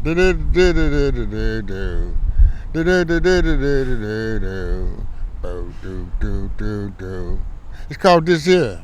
Yeah. Anyway, and everybody was standing on the sidewalk humming. Caught on. They walk down the street. Earworm. And I just played it in front of the bus stop. Be grinding people out. And everybody started humming the record. Finally get it on the radio. Right. So Cannonball Adderley, he came in town. He did live in San Francisco. And that album on it, he told about the funk and 4/4 and all that kind of stuff, what tune he was playing in. And then he's dancing. He wore a suit like a businessman and that looked good. They didn't look like junkies. You understand? And the record get around and white people started liking one thing bigger, and bigger. That's how that started, you see? And then Nancy Wilson, I'm playing that tune by her, what's the tune? Guess Who I Saw Today, I believe. Anyway, she had 3 Capitol album out. On that. First, Like Love. Second, Something Wonderful. The third was with George Shearing. Here, this beautiful girl on there was white band. George Shearing got in sunglasses, black suit. It kind of looked good. I bet this cool. And I started listening to this stuff. I didn't never like George Shearing, but George Shearing was a commercial jazz player. Anybody who liked jazz a little bit, they know George Shearing. Any white person, they George Shearing. But George Shearing, he was blind. That's not nothing to do with it. But he wasn't funky enough, as they call it. He didn't improvise enough for me. Right. So I liked her. You got to sell your records because I'm trying to sell them. So by LeBaron calling Florence Keyworth, I usually answer the phone when he called. Then I told him about Nancy Wilson, played this record. And he played it. And can't say what might have happened, but he started naming her the baby. See, we was already sponsoring this show, so they couldn't get commercial. How many people could get a commercial? Yeah. In those days. Right. Especially black-owned. Yeah. Keyword wasn't black-owned, but it's still in the same category. You follow what I'm trying to say? It's a small record store. And people didn't know about how many people did buying time. Right. And that's where the business person come involved. Another N name, Nina Simone. Nina Simone. Now you started on bad terms, not because of you, because of her, on bad terms. Everybody around her. She was a little bit of a sourpuss the first night you met her. Yeah. But then you both warmed up through time. Oh yeah, we warmed up through time. That was that night. Maybe see, a lot of people get pissed off about things, just like we were talking about the guy who got the hot record out, the white guy. Yeah. Well, he was pissed at his record company. Oliver Anthony. Whatever his name is. Yeah. But look at it now. He went on without her. So it could have. We don't know what happened. Now, for the folks at home that catch them up, there was a record showcase at the private home of someone in the record business that you knew, and you and a bunch of people went over the house they in the corner. They were playing her record, and there she is sitting in the couch, just looking at her little pop magazine, whatever music magazine at the time, ignoring everybody. She's supposed to be ingratiating herself, kissing babies, pressed to flesh, as they say. She's doing quite the opposite. So you were fed up with it. You yourself got up, went over, put on a Temptations record instead, more upbeat music, maybe compared to the kind of music that she was known for making. And she was not, one way or the other. She was unaffected by it all. Well, I was like a dull party, so I just put on something. We want to have fun. The life night, it wasn't doing that, so I changed the record, put on something else, and we started dancing. Hey, baby, whatever. You know what I'm saying? I'm sure she might have been pissed. I don't know what kind of day she had. Yes, sir. But I saw after that at the the bar on Dexter up there, and it was a different situation. She was up there for 10 days. I don't know how many times I see her. But she was always nice after that. She was making money then. Yeah. But when she first came out, she had this album out, Pogue and Bess. Stood up from the tune Pogue and Bess. Yeah. I think that's what the album's called. Anyway, it's on Bethlehem label.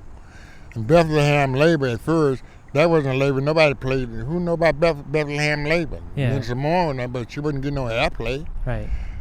When she broke out, after that, she had changed the label. What was it, Coplex or something? What was it? It was a new label, and they promoted her. She came out with work songs. She came out with a lot of songs, and she can play jazz. Wow.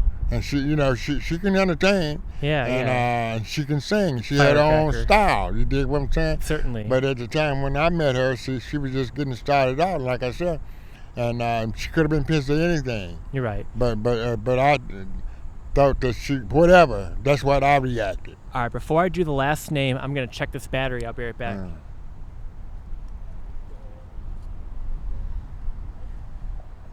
All right, good. All right, the last name, I'm running out of batteries here, and I'll let you go, because it's going to rain in less than an hour, according to the weather.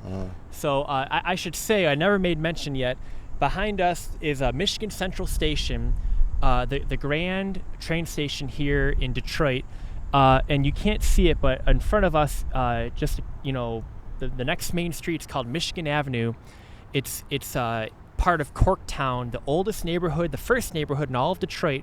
People talk about redlining, how they'll put a highway and block out a certain race of people from another race. Well, it happened between whites a little over 100 years ago, when people from the county Cork in Ireland, hence the name Corktown, settled here. They put the main highway to block out those dirty Irish from the rest of the more high-class whites here in Detroit years ago.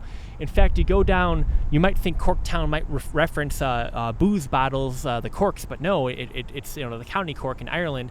Yet even so, there are a bunch of bars down Michigan Avenue, and you'll still see, period, they have it there just as a curiosity, Irish need not apply signs that were real 100 years ago.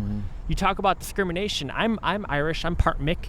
You put me in a time machine, come back here 100 years ago, they might throw me out and say, well, we don't want your kind here. I'm just saying, everyone, it comes for us all, discrimination. Yeah. And one more thing, a little more than 125 years ago, just down Michigan Avenue, the same street, because Henry Ford was part Irish himself, he test drove the Model T, the original car for all intents and purposes, the first successful automobile. He test drove it down Michigan Avenue. And why do I mention that? This building behind us, Michigan Central Station, the historic train station, was bought by Ford Motor Company just a couple years ago. They put their research and development department for their advanced technology like self-driving cars or electric vehicles in this building, or they're going to once they finish, they're constructing it. This whole time we've been sitting here in this conversation. I say that to say, they say, dance with the one that brung you. I'm proud that Henry Ford, the Ford Motor Company, never took a bailout. Henry Ford is long dead, but the Ford Motor Company never took a bailout in 2008. Can't speak of what they did during the Wu flu, but I'm very proud that they kept to their history, and just around the same place 125 years ago, they test drove the Model T. Here they are 125 years ago, or 125 years later, test driving their autonomous vehicles. What a beautiful history. The last name is Nat Hefton. We'll go on to the letter O through Z next time, but Nat Hefton is the godfather of jazz journalism. Mm-hmm. You met him at least once at Mr. Kelly's in Chicago, where not Mr. Kelly in Chicago. Mr. Kelly's over here in Detroit. Yeah, that's Mr. Kelly in Chicago also. Now he had just written a disfavorable article, putting down John Coltrane. Yeah, Coltrane, because he said it sounds like 100 freight trains or so. What was 100 boxcars. The tune was so long it sounded like 100 boxcars, and he gave it. He didn't give it in the stars. He gave it a star for rating was. It wasn't for performing. It's just being a musician, something like that. And I thought it was offensive.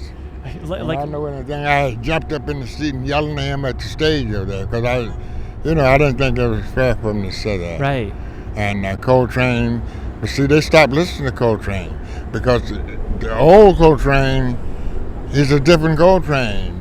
The new Coltrane, like Love Supreme, it's like religious. Just like how when Bob Dylan went from folk acoustic to rock electric, a lot of people were not taken by his change. Like a lot of artists, music artists included, change their style, and people hate them for it. They're personally offended that they changed their style, and he was one of those. Again, they're called commercial musicians. It wasn't pop enough. Well, if you can't do what you want to do, you do what somebody else tell you. That's commercial, ain't it? Yeah. I'm gonna reset this. Yeah. Now, the last thing I want to do before we finish up today.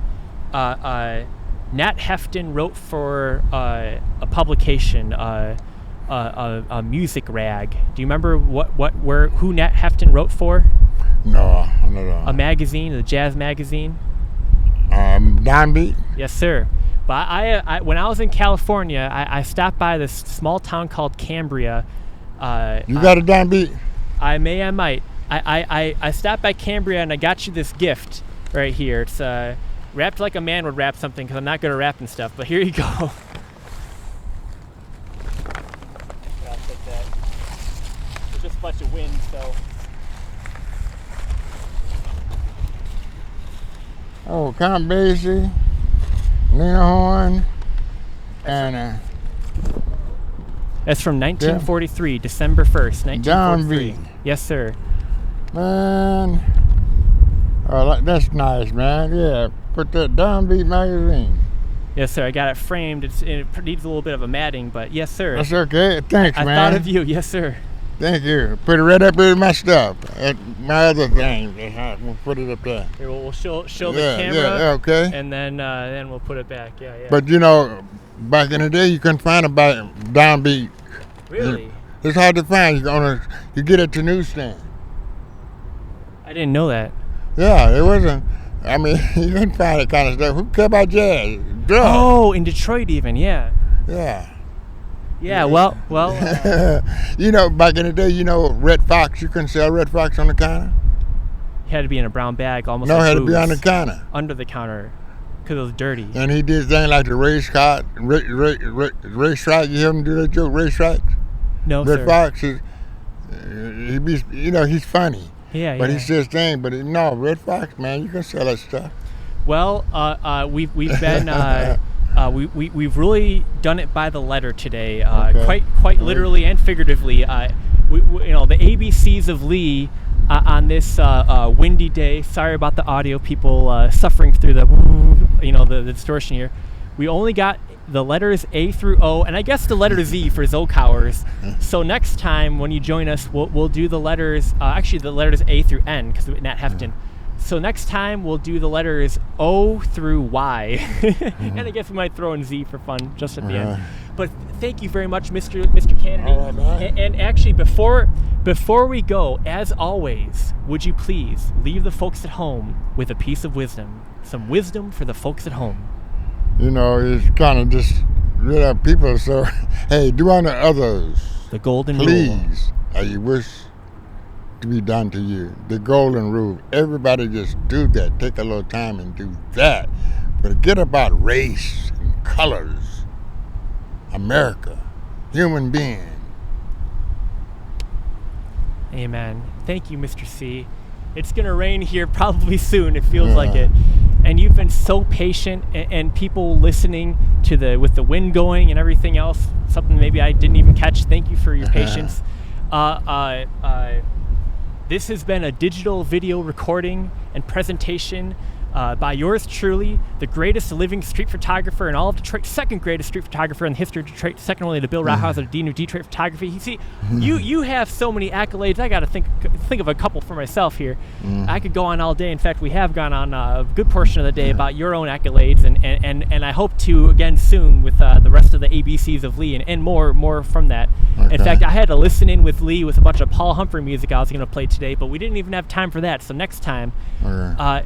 But thank you so much, as always. All right. And I love you, Lee. Thank you so much. Thank you, man. Thank you. Bye. All right. All right, man.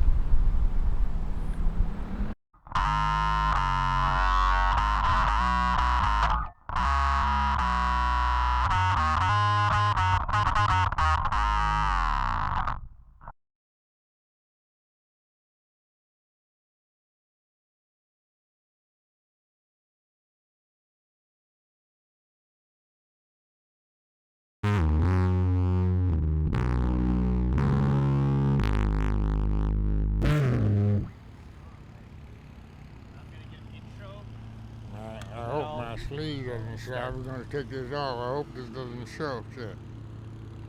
I think that's. Oh, your watch is acting funny. The band. This right here. Oh, I can sew that. But I don't have it sewn. I wasn't intending to have it on, you know. Yeah. But it's cold. I was going to take it off.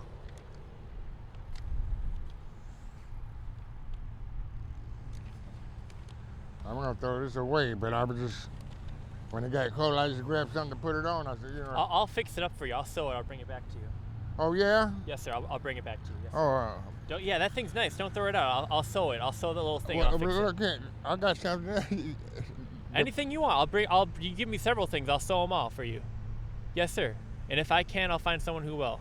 Well, I can find somebody who will. No, I can sew. I can sew. I used to patch up my work pants back in the day. Oh yeah. But you know what? I got that sewing machine to do things like that. Yes, sir. But then I didn't do it. You understand what I'm saying? Yes, sir. No, yeah. I use industrial grade thread, so it really holds up. Cause I always had work pants, so that'll work perfect on this, cause this is denim. You know, like I use like upholstery thread. Because it's the toughest. I might have to put on something, man. I can't stand it. I'll put the red jacket on.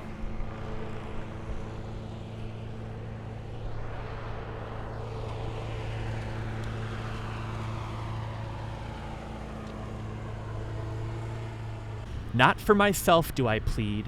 I plead for Lee to find his way into your hearts and minds where he rightfully belongs. Lee is a good man, and I am honored to be counted among his friends.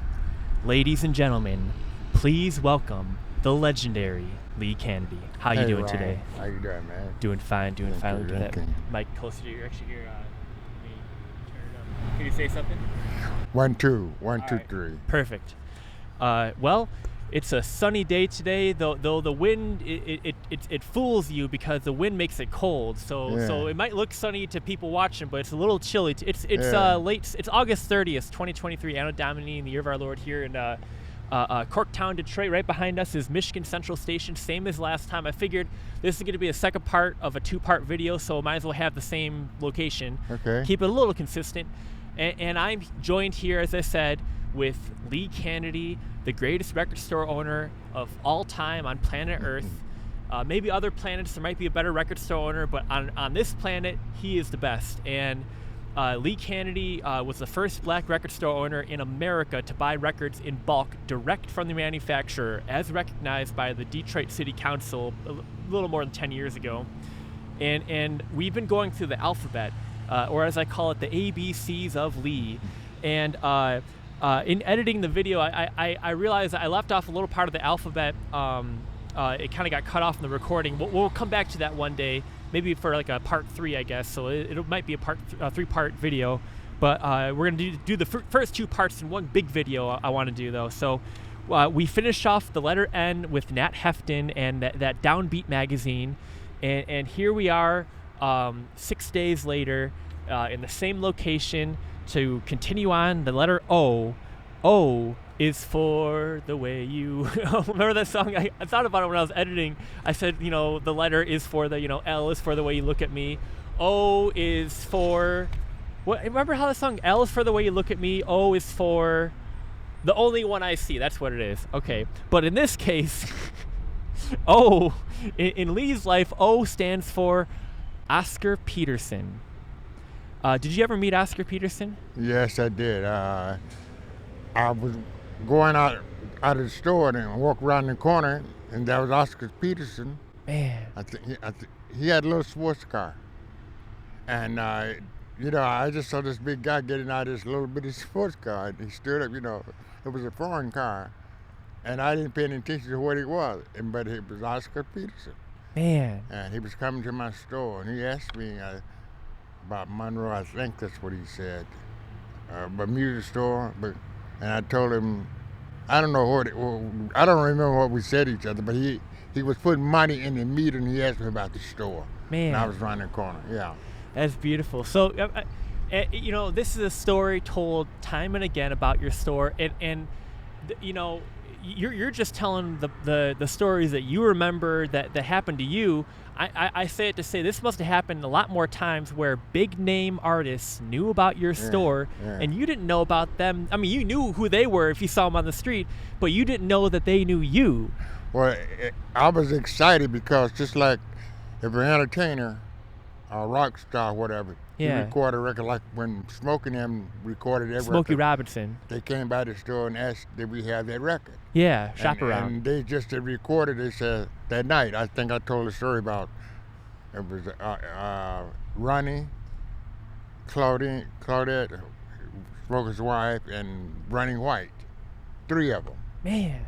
And, but they were excited about that. So what I'm saying that I was excited when running to someone like Oscar Peterson, Johnny Hartman, Billy Paul, a lot and on, yeah, and come up and call me and said where was the store was. Right. That mean that they heard you from long ways of the airways or whatever, and I was excited about it. That's all I'm saying. Well, how flattering. And then everybody then always announced that they was in that. Just like I was talking to someone who lived in my building here the other day. She was telling me about Al Green lived in Sideways Detroit. I didn't know he lived out there. I knew he lived, thought in Pontiac or someplace like that, because when he would come in the store just about every Saturday, a lot of people did, because they would come down, shop around, and there wasn't that many place they could go downtown anyway, because we were still prejudice at the time, and people scared to go into places. But we had the store and everybody there, and like a party every day, like every day. More than you'd want to admit publicly, in fact. Right. And then Oscar Peterson, so many of them came down. Yeah, man. Well, I always ask you at the end. We're not at the end yet, but for your wisdom for the folks at home, you always say the golden rule: do unto others as you'd have them do unto you. And someone who lived that out to you, I mean, you've certainly lived that out to me and to others, was P is for Paul Humphrey. And Paul Humphrey was very, very generous to you through the years. And before you talk about his generosity to you, it's like the third iteration now. I messed up. It was my mistake. But just a couple days ago, you were so kind. You gave me something that belonged to Paul Humphrey, made of glass. His mother belonged to his mother. It belonged to his mother, no less. So it's 4 generations old. Yeah. And what do? I put it in my car and I make a turn because I'm leaving Detroit, and it falls and breaks. But it was beautiful too. I wish I could fix it. I still have it all broken up. I don't know how to fix broken glass. But my point is, he was very kind to you, but you took that and you passed it on. You've been very kind to me and kind to others. But talk about Paul Humphrey, how he was kind to you. Paul, a friend of his who was friend of Barry Harris' sister at the time, they was friends, and we all hang out together. Ed Lovers and a bunch, we would go to each other's house and listen to music. But anyway, this person told me about, he had a friend who played drum, but he was in the Navy. Yeah. But I didn't know who he was talking about because I had never met Paul Humphrey. So one day I was standing outside the store looking up and down, just passing away time. Yeah. And this station wagon pulled up. It was an older car. It's white and it was kind of dirty anyway. And it stopped right at the bus stop. Yeah. And Paul Humphrey gets out, and then the passenger door opened. And I'm looking at them because they're not supposed to be parked there because the bus going to come every so often. They park them to get the passenger. But it was West Montgomery. And I froze. And Paul introduced me to West Montgomery. That's how I met him. And he said that he was in town, playing someplace. And he wanted to tell West Montgomery and bring him to a nice jazz store. So he brought him to me. And that's how Paul and I became friends. And every time he's in town, every Saturday his mother would shop at Crowley's. Man. Every Saturday. Right by your store. Across the street from my store. And so when we got to be friends with Paul, we became like a family. She come down with ski. We was all like, and when Paul got married, before he married his wife, he brought her by. He was married a couple of times, and I met both his wives. Yeah. And they have 2 children. Pierre, I think, she danced on that Sullivan show. I think she was about 6, 7 years old. Tap danced. And that was unusual because... you mean the Lawrence Welk show? Lawrence Welk show, right. Yes, sir. Because Paul Humphrey was... He played drums on the Lawrence Welk show. But he had a distinct... well, he was the first was a band member on the Lawrence Welk show, as far as I know. That's what he said. First black drummer, first black musician, regardless. In for Lawrence those Welk. days, there wasn't. Maybe the only. Let's see, the first studio musician, jazz musician, I think, was Clark Terry. He was on Tonight Show. Yeah. And but see, black didn't have that kind of pull at that time. Yeah. And so he was one of, and then like the guy with Johnny Carson. I mean, not Johnny Carson. Jay Leonard. Oh yeah. Kevin. I know. I don't know his last name, but he's Kevin, from Detroit. Yeah. Man, what an honor! Always the Detroit musicians. They had a big. But I didn't know him when he lived here. Yeah. But his family, a tree or something. They, Kevin, Grubank or something like that. Maybe. They had a quartet here, a band, not a group. Kevin Eubanks or? Yeah, Kevin Eubanks. Okay. Something like that. They was playing here in the city. Wes Montgomery, what instrument did he play? Wes Montgomery played guitar. Guitar. Oh yeah, that's right. He made that a jazz instrument because other people played guitar, but Wes Montgomery played it so differently. In fact, I don't think he could read music. Man. And he played it left hand. He played it awkward, but he made it work. Yeah.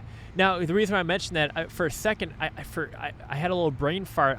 For a second, I thought he was a drummer. I'm like, 2 drummers in Detroit on the same night, because he said that never happened. You have the same two bands on the same night. You can only fit 1 band in Detroit at a time, black band during that era. The only point is that you could put as many as you want in here, but who's gonna go see them? They're not gonna bring people in. The demand wasn't there for more than one. Well, at a time that's what I'm back in that saying. era. I mean, a lot of people then they come and play, and the musicians didn't get paid all this money because the man didn't make enough money. That's what I said some time ago.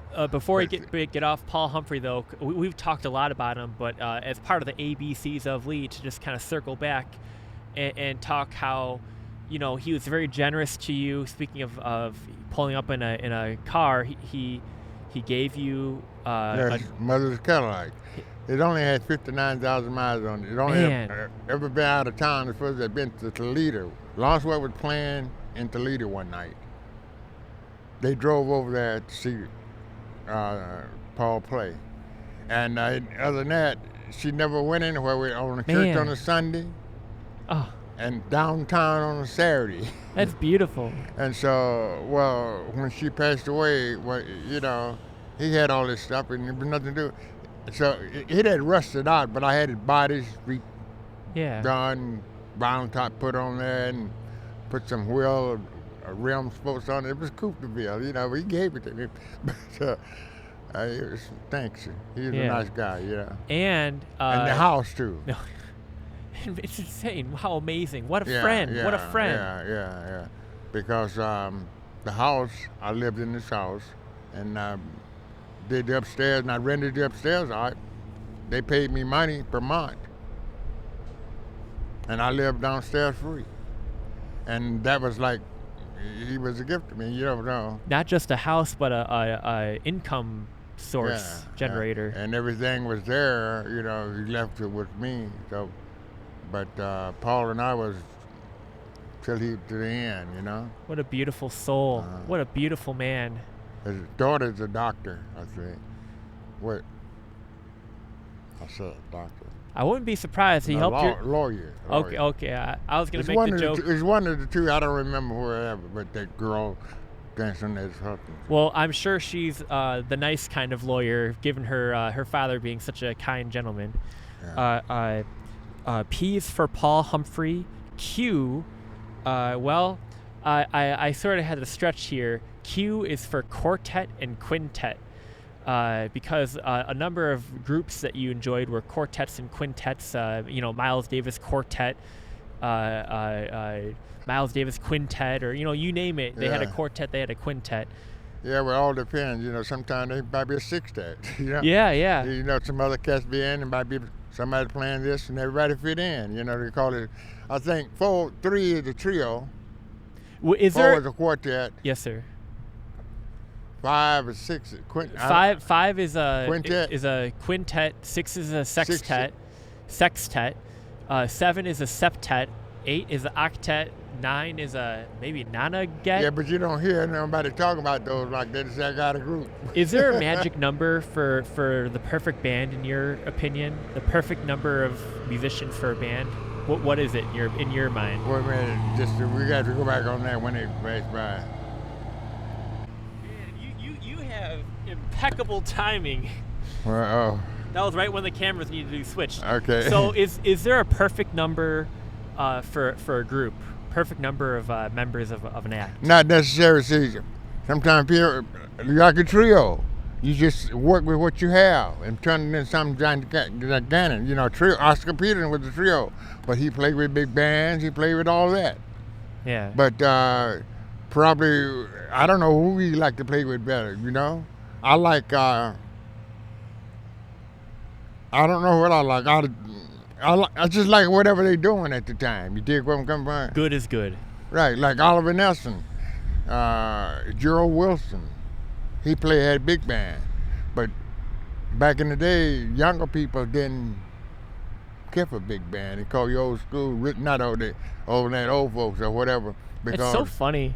Because young people my age we heard of Count Basie, but Count Basie wasn't a big band. You understand what I'm saying? I mean, when we went to the music business, older guys were coming in, older than me, and I was young, in my 20s when I went there. And they would come and ask for old band, a big band. I didn't know much about it. Tommy Darcy, I remember him. He's a white band leader. And the guy played the drum. Buddy Rich. Those were big band leaders, but they was over Count Basie. But everybody black, about Count Basie. Joe Williams, Mighty Joe Williams. Every day I had the blues. Every day. Every day I had blues. Yeah, and so that was Joe Williams. So, but I'm saying that we like the newer thing. Like now, you drive down the street and a car next door to you with the radio music playing, they're not playing what my generation, they playing the new rap and stuff like that, and I don't care for that. I think you should put a C in front of that word. What? Rap, crap. No, I'm sorry. Sorry. No, I respect it all. It just Making ain't a my joke. thing. Everybody can do their thing. You did like the artist say, it's your thing. Do what you want to do. I right. tell me you to sock it too. But what I'm saying is, but I play music mostly when the mood that I'm in, because maybe sometime I want to hear Nancy Wilson. I might put on Nancy Wilson for months. Wow. That's quite a Lou kick. Rawls. I might play the same tape, CD, just in the car. I would do that, and then don't hear it no more. And so, like I said, it's all the mood. If you're in love, sometimes you want to listen to Luther Vandross. You know, that was ooh yeah. Yeah. But I can't listen to that kind of music. I don't listen to that by myself because I'm not in love anymore. You dig what I'm saying? Like Yes, that. sir. I can play Sarah Vaughan because Sarah Vaughan, her kind of singing, Nancy Wilson, is a feeling for all. It's the jazz is there, the creativity, the arrangement, and all like that. How she phrases things. Yeah. You know, and every night she could phrase do the same song and it'd be different every time. Right. See, and that's what I go by. That's why I play my music.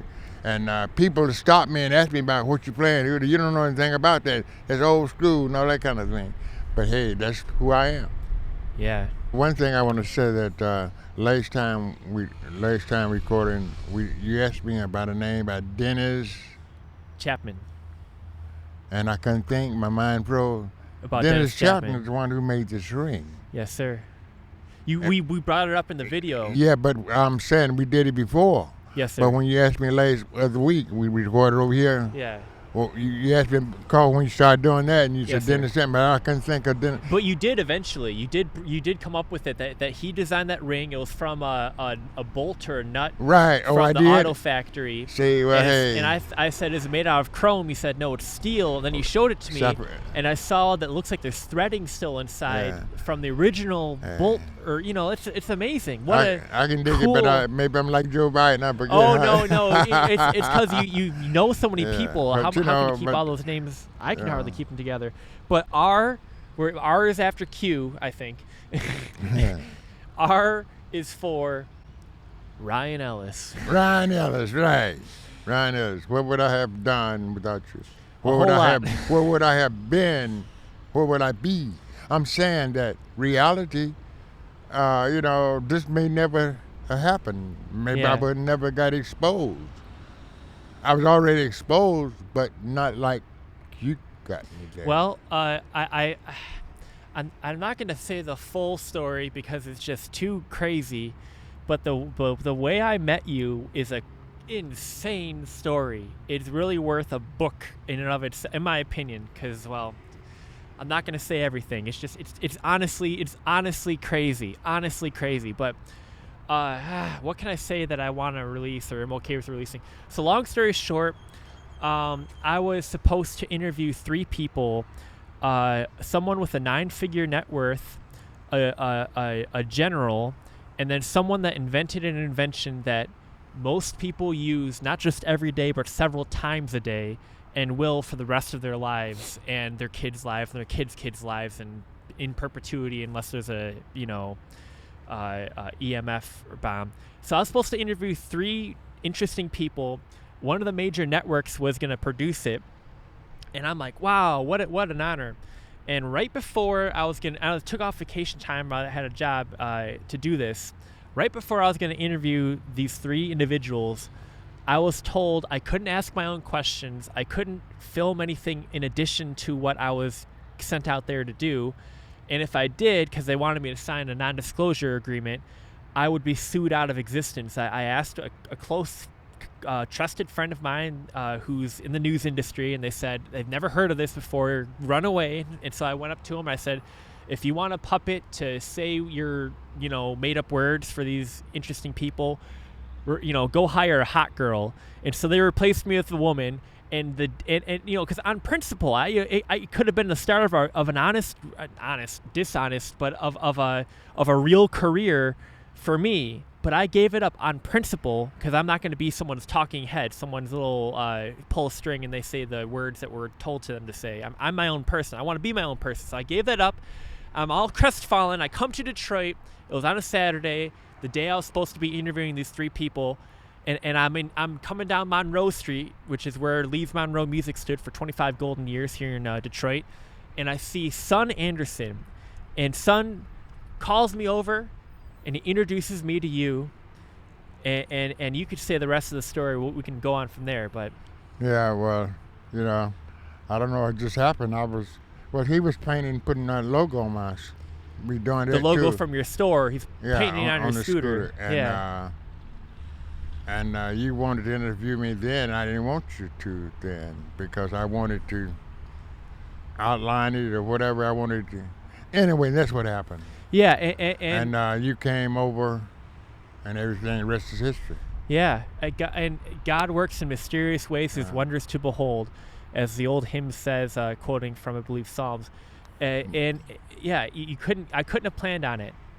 Yeah, but that's I see people watching. Other day I was talking about who was that? They had met so many people. Now they're no longer here, and I think about the people that I have met. Professional people like Doc Rivers. He was playing. He was the coach of the Clippers, right? Boston Celtics won. Yeah. Well, he won championship. He used to come in the store all the time.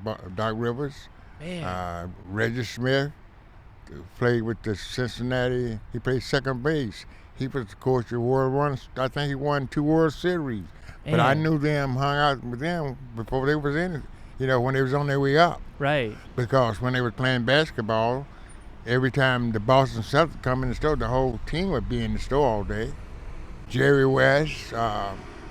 I didn't meet Michael Jordan because Michael Jordan didn't come in, but Scottie Pippen, saying who I don't see. I wasn't into basketball that much at that time. I think I said that before. But see, Les was, and Miss Keywell was, and they stayed at the Sheraton Carolina Hotel, and they would come over, and they was tall, and I'd be looking up at them. And while they talking, see, I was a young guy anyway, but I got to know them, like. There's a picture of me and Jerry West. I'm on a fan. I'm standing on this fan with my arm around Jerry West. And look what he did. And the other guy, Phil Jackson. Yeah, the coach. Yeah. Damn, all the guys at the Boston Celtics, I can't call their name. For all I know, he maybe was a player back then, yeah. They was players when they was playing. That's crazy. Yeah. That's crazy. Yeah. You knew, like you said, you knew them when. And I gave you the really movie camera. Yes, sir. They on there. I need to get a Blink. Yeah. Well, I'm just saying. As soon as I can. I'm afraid to send them out because I'm afraid someone is gonna, take them. Well, so I can send them to they Walgreens. They know who they are, But I'm saying. How good are they gonna do?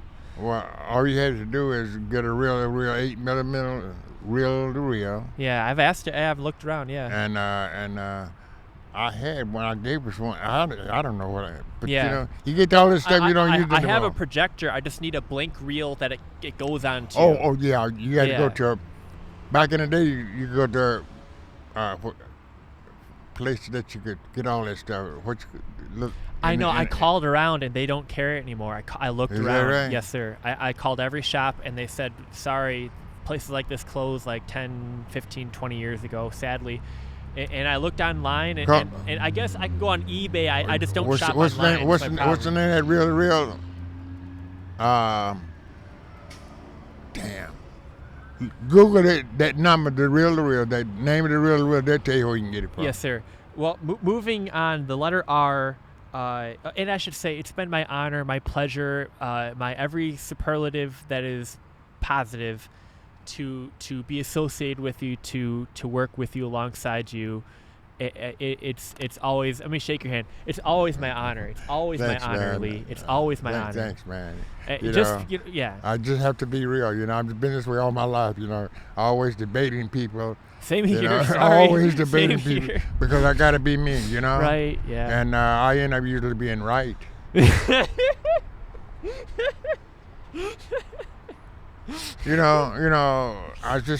start early. I really do. Usually being right because I bet make people. Yeah, you do make good bets. Yeah. Yeah, I make a bet on them. Yeah. And I get their money. I mean, a couple times with Ali, you lost, right? Am I right? Yeah, when Ali lost, I lost because I always bet on Ali. Yeah. When he fought, that's the only time you ever lost, though, right? No, I've lost. I've lost. Okay. You're gonna fall down sometimes. You get up and keep going. But I still came out ahead. Yeah. All that kind of thing. But one season I bet Detroit Lions for the whole season. I lost like hell that season. Of course you did. It's funny. Because I bet the police officers. Yeah. We was friends with the police officers, and every Sunday we always, hang out at the game, and Monday morning everybody bring on Monday morning quarterback and all that kind of thing. I used to know a guy who always for years, as long as he probably still does to this day, always bets on the Lions. Yeah, I did. It's just like a thing with him. Yeah. I did. But back there when Roger Brown was playing, Roger Brown and the one man down in Washington, what's his name? I was a friend of his first cousin, Night Train Lane. Yes. See, when I came here, I met his cousin. Every Sunday we get together and drink a little wine, have a little fun, and listen to the ball game. Yeah. And that was his cousin, Night Train Lane. But I never did get a chance to meet him, but hung out with his cousin all the time. R is for Ron Banks. Ron who? Ron Banks, the singer. Ron Banks, the singer? Yes. But he tried out in your store. Well, yeah, they had just started. I don't know how long they had been singing, but one of the guys that was in the group, what was his name? He worked at traffic court, and when he go to lunch, most people like in those days they didn't have money to eat for lunch. Regardless. They just walk around and look around. So the record store. So they hung out at the record store. Right. So he's telling me that he had a group we should hear him, and Ron Banks. He could beat Edge Kennedy. Edge Kennedy just came out, that stuff, And then I had my group. I was managing Monique's. Yes, sir. And that was in the '60s. See, we had been opened up in '59, so opened about '61, '2, something. I don't know, something like that. You had your own Motown group that you managed. Well, no, not. Would you call them Motown, or how would you describe their music? We was playing the way we sang. We do everything. Say Lou Rawls. Right. We did all Lou Rawls, Love Is a Hurting Thing, stuff like that. Do Temptation. There was 3 girls, but they had harmony just like the Temptation. Now, did you know the people that they were covering personally? Like, did you know Lou Rawls when they were covering Lou Rawls?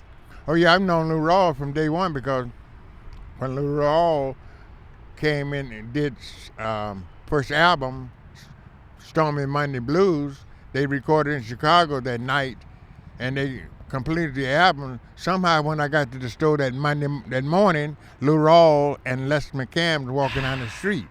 Lou Rawls was real thin, he had on a sport jacket, and it was real cold, and he was shaking like that. And we got to talking about Chicago, how cold it was. Anyway, we knew about Lou Rawls because he sang with the Pilgrim Travelers, Soul Stirrers, Sam Cooke. Yeah. And in the South, that's all we had to listen to, gospel music. That's what that's where it came from, I guess. Well, they had a group called the Mill Brothers, the name, and a group, Mill Brothers, Ain Brothers, they was white, I believe. Mill Brothers, a black group. They were like the Potot and Temptation. But the Temptation, they did a lifter group like that. You see what I'm saying? Right. Anyway, Lou Rawls came in town. Nobody never heard of him because we talked to him. He said he was with the Soul Stirrers. We know he was with the Pilgrim Travelers. So I've known Lou Rawls ever since day one. Man, that's amazing. And he said, let's introduce him to us. If anybody can break this album, these people can. And I had the album where Lou Rawls signed it, Les McCann signed it, and I gave it to, let it go at the people from Grash's record store because I had all the records autographed, Merce Montgomery, but I can't carry them around, You're man. right. And you can't tell the future either, yeah. And so what am I doing, but I could peel them off. I didn't want to do that, so I just took them and got rid of them. And that room I had in my apartment, because my apartment is tight, got rid of those. Yeah. Just like the tapes are still there. Right. I've been trying to get rid of those stuff for how long I've been downtown? Since 99, 98. Yeah. And I can't use that stuff. I had a big house at the back in the day. Beautiful house. Stuff, But anyway. R is for Ray Charles. Ray Charles, yeah. Well, Ray Charles was happening when I was in the South. But it was blues stuff, and I didn't like. He came out with what I said, hey, everybody started liking that. It started selling a little bit. Well, not selling because I wasn't in business when that came out. I was down south. But Ray Charles wasn't doing anything. When I came here, he had a record out called Am I Blue album out. But it wasn't played in the South. I didn't know about the album in the South. Well, nobody had record players in the South where I came from. I had one. I just had gotten one. But a console. Right. Because when I got married, I had all the furniture and stuff. I had that. Anyway, I brought it here. And, but nobody had a record player. People here didn't have it. They had a record player. It wasn't working. And those who had a record player, you had to turn it around with your finger. Because you wind them up. Let it go, and it goes so long, and start slowing down, you wind it up again. That's the way it was before they came out with electric. Man. We had one of those in the South. That really is wild that you had a record player that you had to manually turn around. Because, see, the way it was down there, my father, he would honky-tonk people. You call honky-tonk in those days. There was no bars. You might get some beer after our joint, and somebody get some beer out of the house out in the woods, and got to light a fire up, a wood fire, put barrels over it, and they be frying chicken and fish inside, on a wood stove, and the people out there be drinking, dancing, So I drove cab. I was always around the happenings. I was driving cab, see. Take people back and forth, and everybody doing who I knew what everybody's doing, Small town. But when I came here, my friends, I didn't know anybody that had a record player that played. I know somebody they might have had a record, but they wasn't playing. Might have played a little, scratch, repeat the same thing over again. Then they put a nickel on top of the head of it, make it weight down to stay in the groove. They didn't know they need a needle. Wow. That's how people were. They buy it with the same needle. When the needle get bad, the record player, same way with a world scooter. When the battery go down, they throw them away. Yeah. They don't know all you do is replace the battery. We stupid to that thing. You did? So, but, and I said about Ray Charles, this friend of mine, they had the albums on the side. If anybody had it in the records, when you go to the apartment, they all standing up beside the wall. You can see the baseboard. He got that record album. They would always have Elvis Gerald at Newport with Newport 58 Duke Ellington, Ray Charles on My Blue, and people have those, and that's about it. In fact, nobody hardly had an album anyway can afford that to get a 45. But then it was 78. Yeah, the shellac. Yeah. And they breakable. Right. See, we had a machine, a Victorian they call them, But, and my brother had one. Paul's mother had one. And I gave it to my brother because I didn't have room for it at the time. It was old stuff at the time.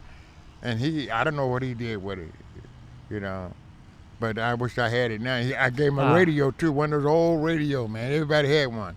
Yeah. And my brother, Paul's father had it, and I had all that stuff. So. Now, Ray Charles, you knew a lady who because right next to your store, across from the Crowleys, next to it where you had a bunch of Conies, but you also had these, what do you call them, shake joints or They call them strip, I guess strip club. burlesque or Burlesque, that's what it burlesque. and so there was a lady that worked at one of them. In fact, it was the National Theater she worked at. Right. It's still there. And she met Ray Charles.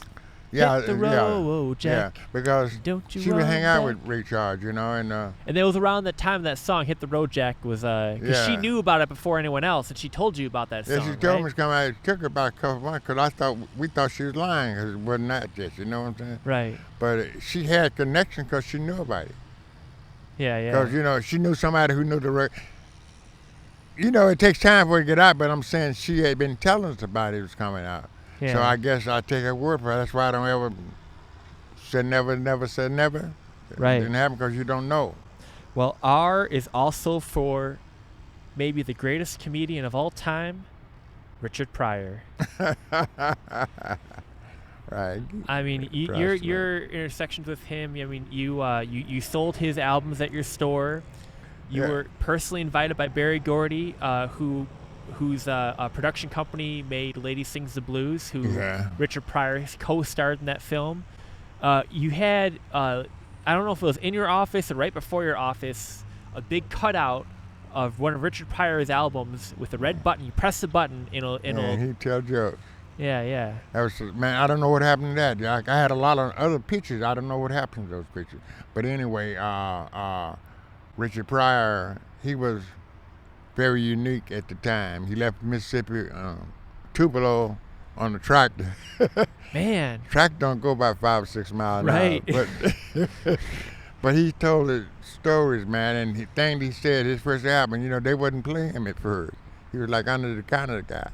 But he started saying the N-word, and he said, and it was funny. It made it be funny. And he was sort of like George Carlin and Richard Pryor. One's white, one's black, but they both had a switch where in like the early '60s they were more buttoned up or buttoned down and tame. But then some point in the '60s they both let their freak flag fly and became more hippy dippy or more freewheeling or I'm not sure what you call them, but they were more formal when they began, and then were anything but Well, Richard Pryor always had an attitude when he left Mississippi too. He always had that attitude. He was always nasty, say what he wanted to say, and I guess he had to be himself. He would take it to the max, whatever it is. You dig? Oh boy! And like he would come on stage and say everything. He didn't care. He just told the way it was. And you went to the premiere at the Ford Theater of Lady Sings the Blues. Mm-hmm. And that was Richard Pryor on the silver screen. Did you ever see him live in person? Yeah, at the Fish Theater. Okay, right now. Yeah, I was sitting right down front with him. I was sitting because they always give us tickets right down front, like if that was the stage, we would be right up there, 3 or 4 seats right in the front of the stage. All those people are paid for by the company. They buy up all those seats and they give them who they want to give them to. You know what I'm saying? You couldn't have had a better seat to see Richard Pryor when you saw him. And his family there, like. He could have spit on you, sounds like, from the stage. Right. Well, I was sitting, I think, the second or third seat behind Papa Gordy. Right. And Mama Gordy. That's what we call his father and mother, Mama Gordy and Papa Gordy. At the Fisher Theater to see him we live. were sitting right behind them. And I think Anna was there.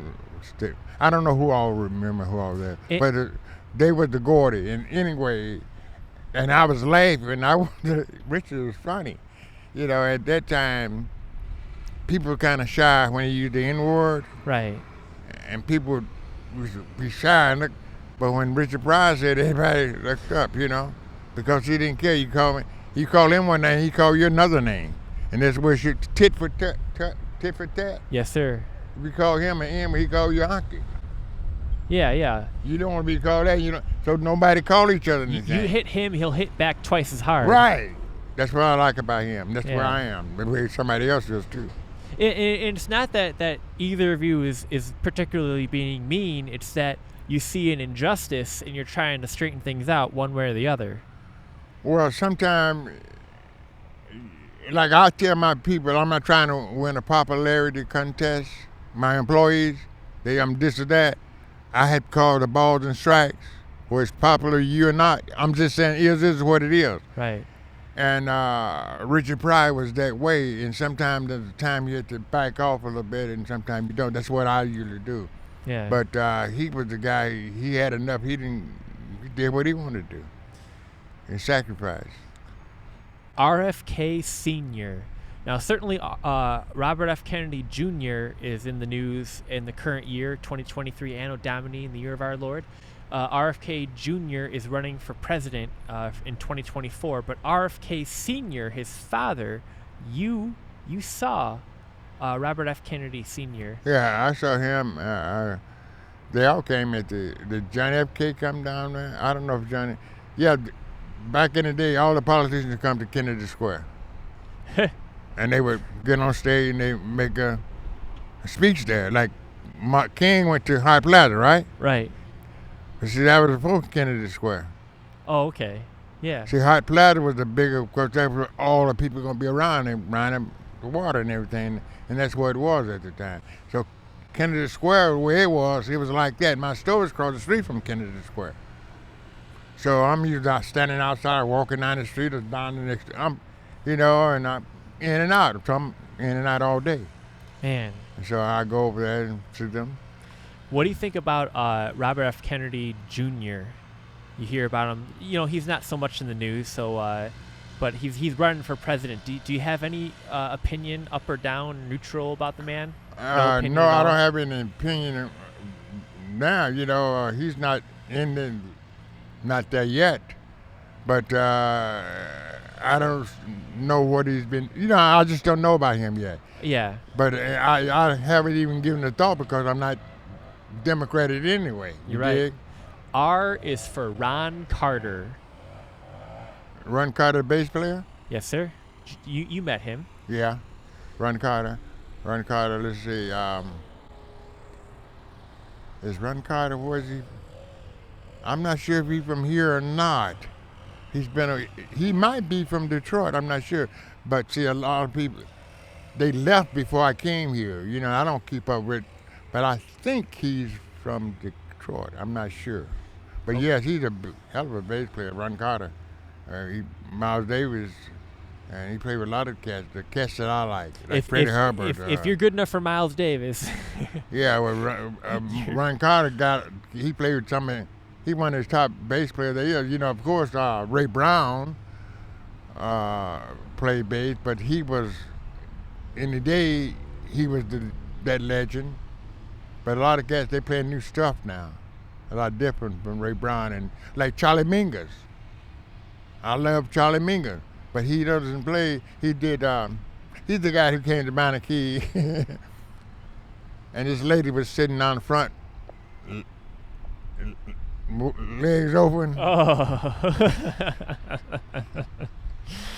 Charlie Mingus, get up stop playing, get up and went up to the mic and stood there. Ain't no thing. Everybody got a booty. He must have been getting so much to be able to say that. And he said, everybody got a booty. See, back in the day, musicians were temperamental. That's the key word. Yeah. That's why they wore beards and wouldn't cut their hair clean cut.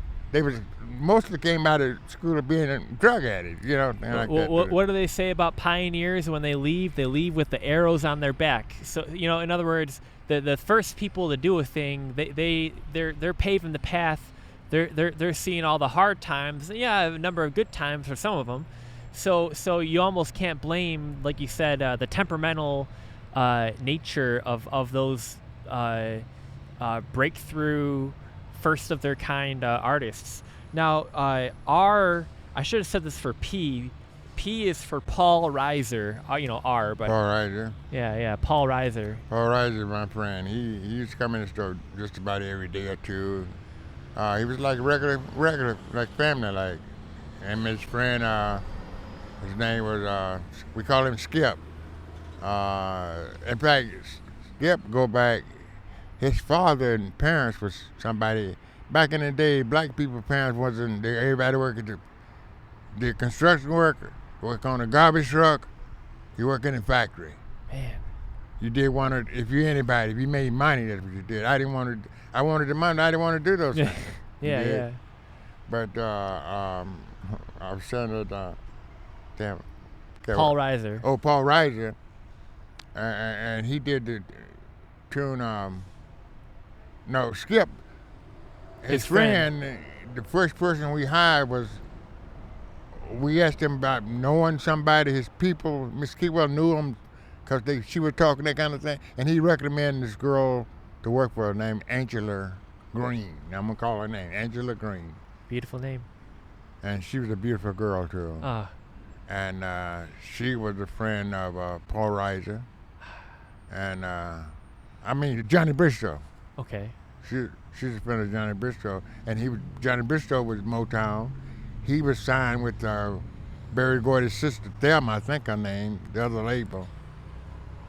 And so Johnny would come to bring her to work or be there all day, and I'd take him home. But Johnny Bristow, he did thing by the Supreme. What was it? Big hit by the Supreme. He brought him back.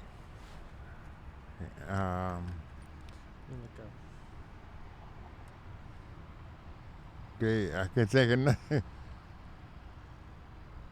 But anyway,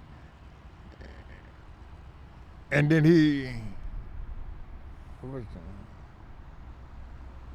Someday we'll be together. That's the song? Someday be together. You got a great memory, Lee. Johnny, that was one of the baddest things that they have done. Someday, and at that time, I understand that the Supreme was getting a little slow down in that time, and he came out of that tune and put him back up, shot him back to the roof. But other than that, Johnny, he did an album on his own, Hang On Sloopy. Sloopy, hang on. Yeah, I think that did good. He did something else. He did a couple of things. Yeah, but see, they came up when we didn't know what nobody was doing at the time. Right. And I would drive him home and Angela home. And I saw Angela about a few years ago. I saw her on the riverfront down here. We stayed friends for a long time. Beautiful. Like family. S is for the Supremes. Supreme. Yeah, well, Dinah used to come by the store quite often. Diana Ross with a group of friends and cousins. One of her cousins lived in Southwest Detroit. I don't remember her name. Back when she was just a they were known to be teenager. singers at that time. I didn't know them as singers. And then when they would come in, they were younger than me. They would be talking to Les Keywell. At the time. The nephew of Florence. It was just getting integrated, and Les was nice. They was never prejudiced. Miss Keywell, same way, and she would talk to black people. Well, in those days, like, black was scared to go in a place. If they didn't see any black people in that restaurant, they probably wouldn't go in and look in the window. Ain't no black, and they ain't going in. Birds of a feather flock together. Well, they just thought everything was segregated then. And when I came in, just because it was that you could go and sit in the counter you want to sit in, people scared to go there. Because, like, I wouldn't come in this area in those days. Not bars, places down here on Michigan Avenue at the time. Mexican, I didn't know anything about Mexican. I don't know about black people. You dig where I'm coming from? Yeah. And so, in my hometown, Mexico is not far from Arkansas. Interesting. Yeah, it's true. You're right. See, I'm Southwest Arkansas in Little Rock in that area. And Mexico, I don't know, it's not that far. But anyway, people would come over here. And see, like a lot of people did a lot of farming those years. And they would come over here and pick up Mexican. Like migrant workers. Right. And a truck. And you go over there and they take to Mexico. You can go pick cotton in different farms. Yeah. I didn't want to do none of that stuff. Right, right, Well, that's what the black people did. Where he's gonna work at down there? Unless you cut purple water, if you don't have no farm, where you gonna work at? right. You might clean up the pile of manure for a farmer, Man. pile it up with shovel and go. I didn't want to do none of it. I'm not a cleaning guy. Never wanted to be. You dig? Right. And so that's what I'm saying. You're a leader. Yeah, but S is for Smokey Robinson. well, Smokey was the man. You know, he was a songwriter. He could sing. Well, I didn't.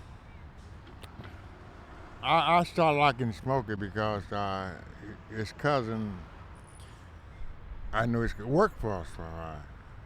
And she was related to Smokey and him, and she used to tell me, but see, I was a jazz singer.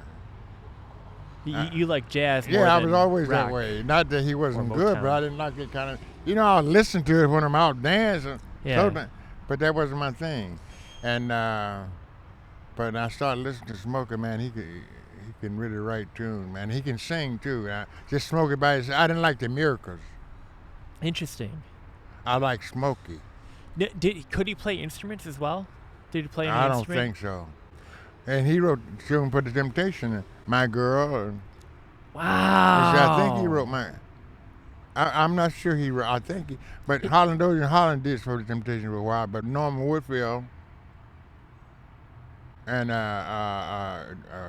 what you call it, did Barry Harris. Barry Strong Yes, right.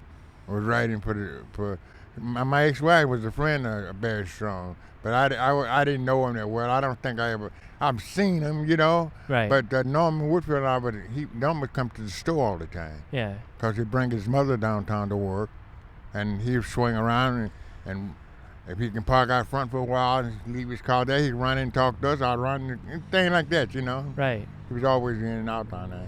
And Now- he'd tell me everything. He would be writing. He'd be telling me, like when he did Wish It Would Rain, he went out to Belle Isle and heard the pigeon, and he came back to the store. He had been to the store that day. And he came back and called me to the car and he played it for me. He just put this in his song.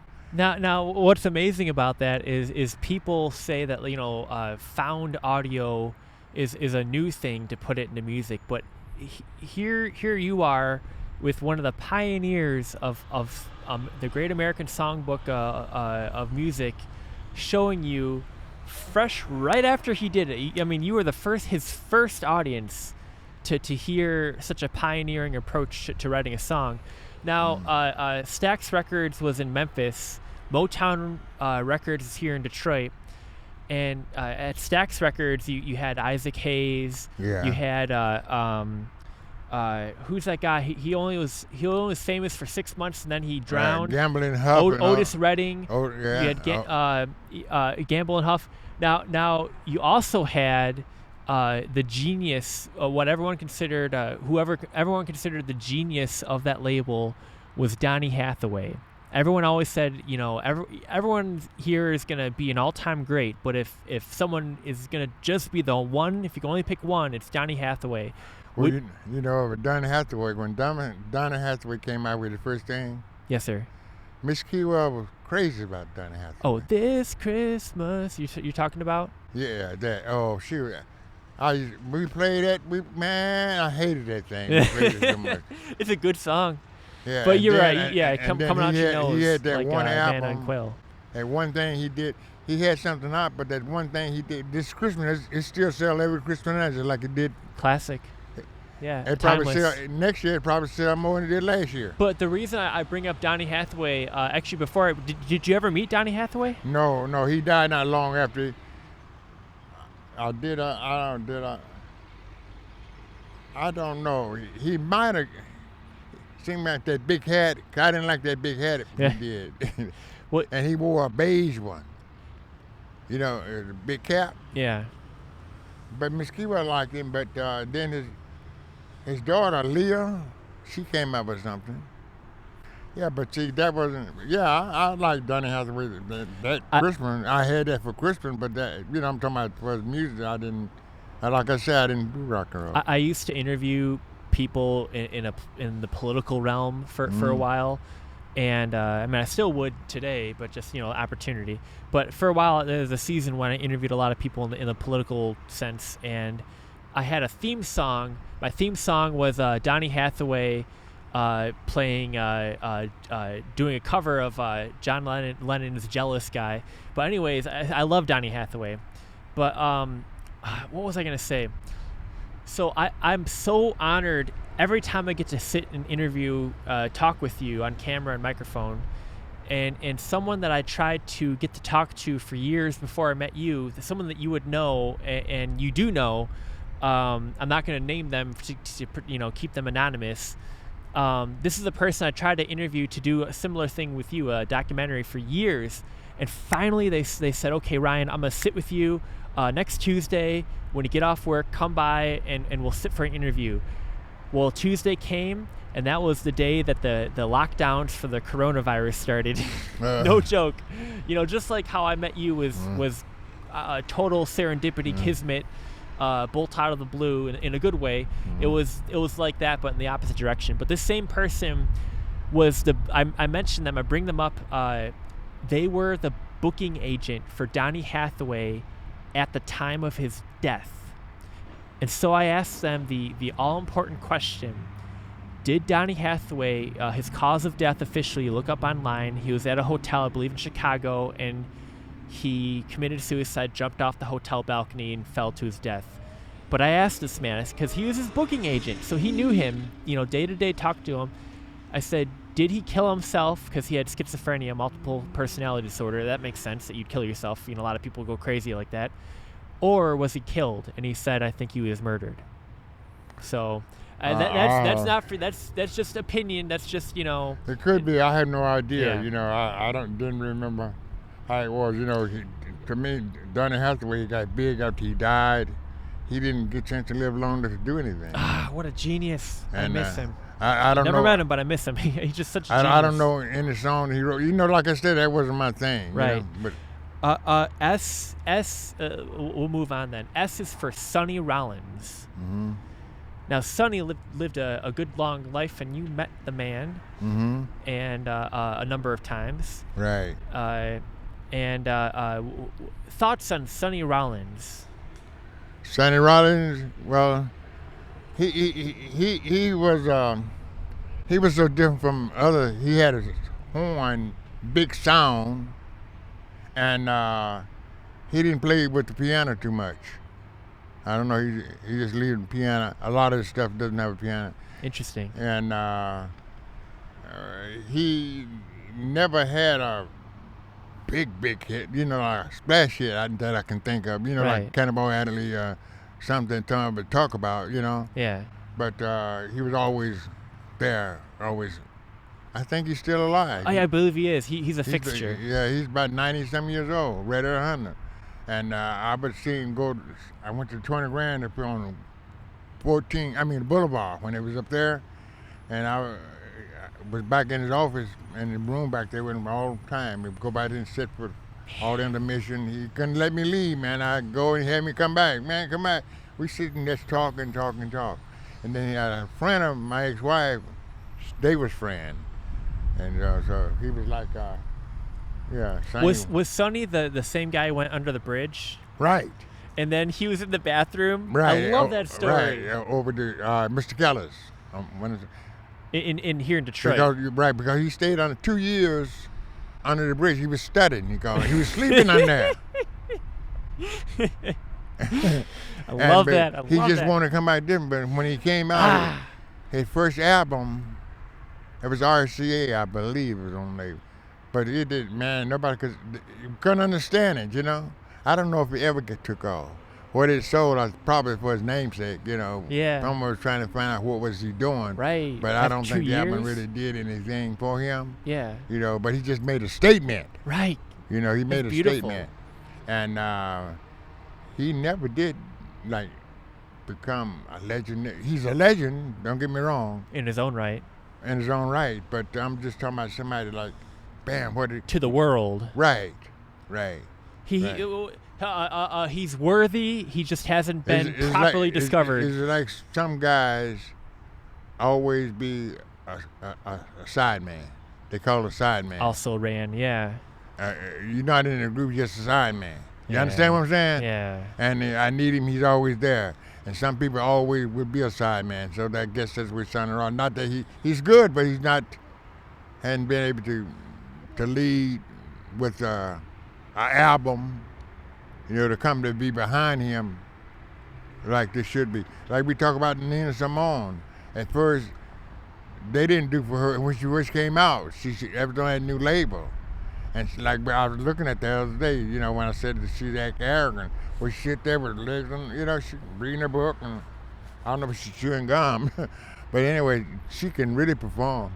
Man. I went to see her a lot when she would come in at the Minor Key. Yeah. And I would go every night, 10 days, man, and she would hold people, where she plays, she doesn't play like I was telling you, not what you're singing. She playing she's just playing in there. Right. And making her own words, and she's something else. I watched her a couple of days ago. To be exact. Speaking of contemporaneous artists, S is for Snoop Dogg. Snoop Dogg? I like Snoop Dogg. You don't like rap, but you like Snoop Dogg. I like Snoop Dogg. I like... The man. He just... Well, we got something in common. What's that? I guess. Because he feed all that just like... when he come out with the thing, he do his movement and everything, he just laid back. Right. And, I used to could do smokers, a weed. And call up, get an idea and call up the company and work out a plan, and they give me advertising. When I want to get a deal, I would always smoke a joint, man. I've always done that. Business advice from Lee Canady. I've always, every time, my biggest deal, I get blasted. And then I go, because I can't stop talking. Oh, it slows you down. No, it stopped me. It keeps me going. Oh, it helps you get into the conversation to back yourself up. I can swing faster, like with groove, It just keep me, I don't know, I always did that, man. Yeah. Hey, if it works, it works. And, and they talk about what it do to you, that's a lie, Because I'm here to prove it, because I've done this for years, man, in the 50s, man. 1950s. Right, in the 50s, about 52. You started. Yeah. So you're born 34, so you're 20-something. Yeah. And I do it 24/7, all day. I'm a chain smoker. Yeah. I've always been that way. I did cocaine the same way, but that's why, like Richard Pryor, it's just, but I don't do drugs. It's not drugs. Yeah. And I know I'm living, it's not drugs. You can do too much anything. You can eat too much, drink too much water, and drown inside. And for those watching at home, let us remind them, how old are you again? 89. How do you feel? Great. There you go. Now, it doesn't mean it works for everybody, but for you, it worked. Well, I can only go for myself. Now, S, I'm not sure, they were part of the Wiz. S is for Stephanie Mills. Yeah. You met Stephanie. You're right, several times. She would come in the store all the time because we got her record going real good. Now, was she famous before the Wiz? No, I never heard her until she did the Wiz. I don't think anybody had heard her until she did the Wiz. Interesting. Melba Moore came out of the Wiz too, I think. Melba Moore? Yeah. I think she came out of the Wiz. I met her too. She started singing after that. And but Stephanie, I forget what she's saying, but I liked her. And she would always, well, the company put promotion behind her. Right. And they put a VCR in my store, big screen, VCR tape, and I played them. Right. And nobody else has done that. Not in the black world. Back in that time. Yeah. Because people hadn't seen video at that time. They know video. They'd be out the window looking through the window. Wow, just like in the 50s, there was a new version of that. People looking in through the shop window. Right. I remember when TV I was screens. in the South, when I first got married, and second time I got married, I bought all my we bought furniture. I rented a house, and had everything over there. When we got married, we went to the house. We had a colored television. I think we had we had a colored television set. They just came out. Wow. And everybody was standing outside in the street, looking through the window, looking at the pictures. They said, it was exciting to them. Right. Well, hell, back in the day, you take a girl out, you take up on a hill and watch the moon. Watch the moon. Look at that moon. Look at it. What the fuck else you gonna do? I'm saying. I can think of a couple now. Well, I did that too, but you did. That's part of going up there in the first damn place. Right. But I'm saying, it was nothing to do, and that's all they did, man. Man, simpler, better times. What you do, and when the sun go down, you go to bed because you don't have no lights, right? Yeah. You got some oil, but you're trying to save it. Right. Stretch it. Right. So you got to go to bed early, right? Yes, sir. So we ain't got no radio listening no damn way. You know what I'm saying? So the and Wiz. people were happy then, dude. They was happy. Yeah, we need to go back to that some way or the other. The Wiz had Melba Moore, had Stephanie Mills, had Michael Jackson. You purposely never met Michael Jackson because you knew it would bring too much attention to your store, and you didn't want anyone breaking anything or taking anything. Taking anything. They were, really robbing you, yeah. Right. That's what they was going to come down to the group. Was going to come to my store. I said, no, we can't do that. So Jermaine came down. Jermaine came down a couple of times, I think. Yeah. Too much of a good thing. Well, it's just that it shouldn't be that way. That's right. S is for Sherry Keywell. Sherry Keywell, the niece, would it be, of Florence? Right. And she was an artist. She hung out with hippies. She dated interracially, I believe, right? Didn't she? Or she dated white guys because she was Jewish. So they considered that interracial. That right. She her father he wasn't Jewish, She was half Jewish, half white. Yeah, well, see, then it was a big thing. There's no thing. But back in the day, it's called kosher. Miss Keywell explained it to me, like, they didn't eat out of utensils, had to be kosher done. You can't put pig nowhere around a Jew. Right. But they eat barbecue rib tip. Did Florence have her real hair? Because some of them believe you should cover the hair. No. But she wore a wig. No, she always wore hair. Her real hair. That was her real hair. She wore real hair. That's when hair was like Elizabeth Taylor then. You understand what I'm saying? She was nice makeup and beige makeup, eyelashes. And what color? Brown, black? Dark brown or dark black, something like that. Dark brown, really. Okay. Dark brown. Now Sherry Keywell, she was in with MC5. She was in with John Sinclair. I don't know who she was dating. She was a friend of John Sinclair. I mean, with all of them over there, the hippies. They called them hippies those days. And the Motor City Five, I think she was a friend of Charles Moore. Charles Moore was black, happened to be black. Was there ever another term for hippies, or was it just hippies? There's no other word you called them. All I know is just hippies. I know one time a lady spit it on us. Did not mean we had beers. Oh, yeah. Here, 1 second. Sorry.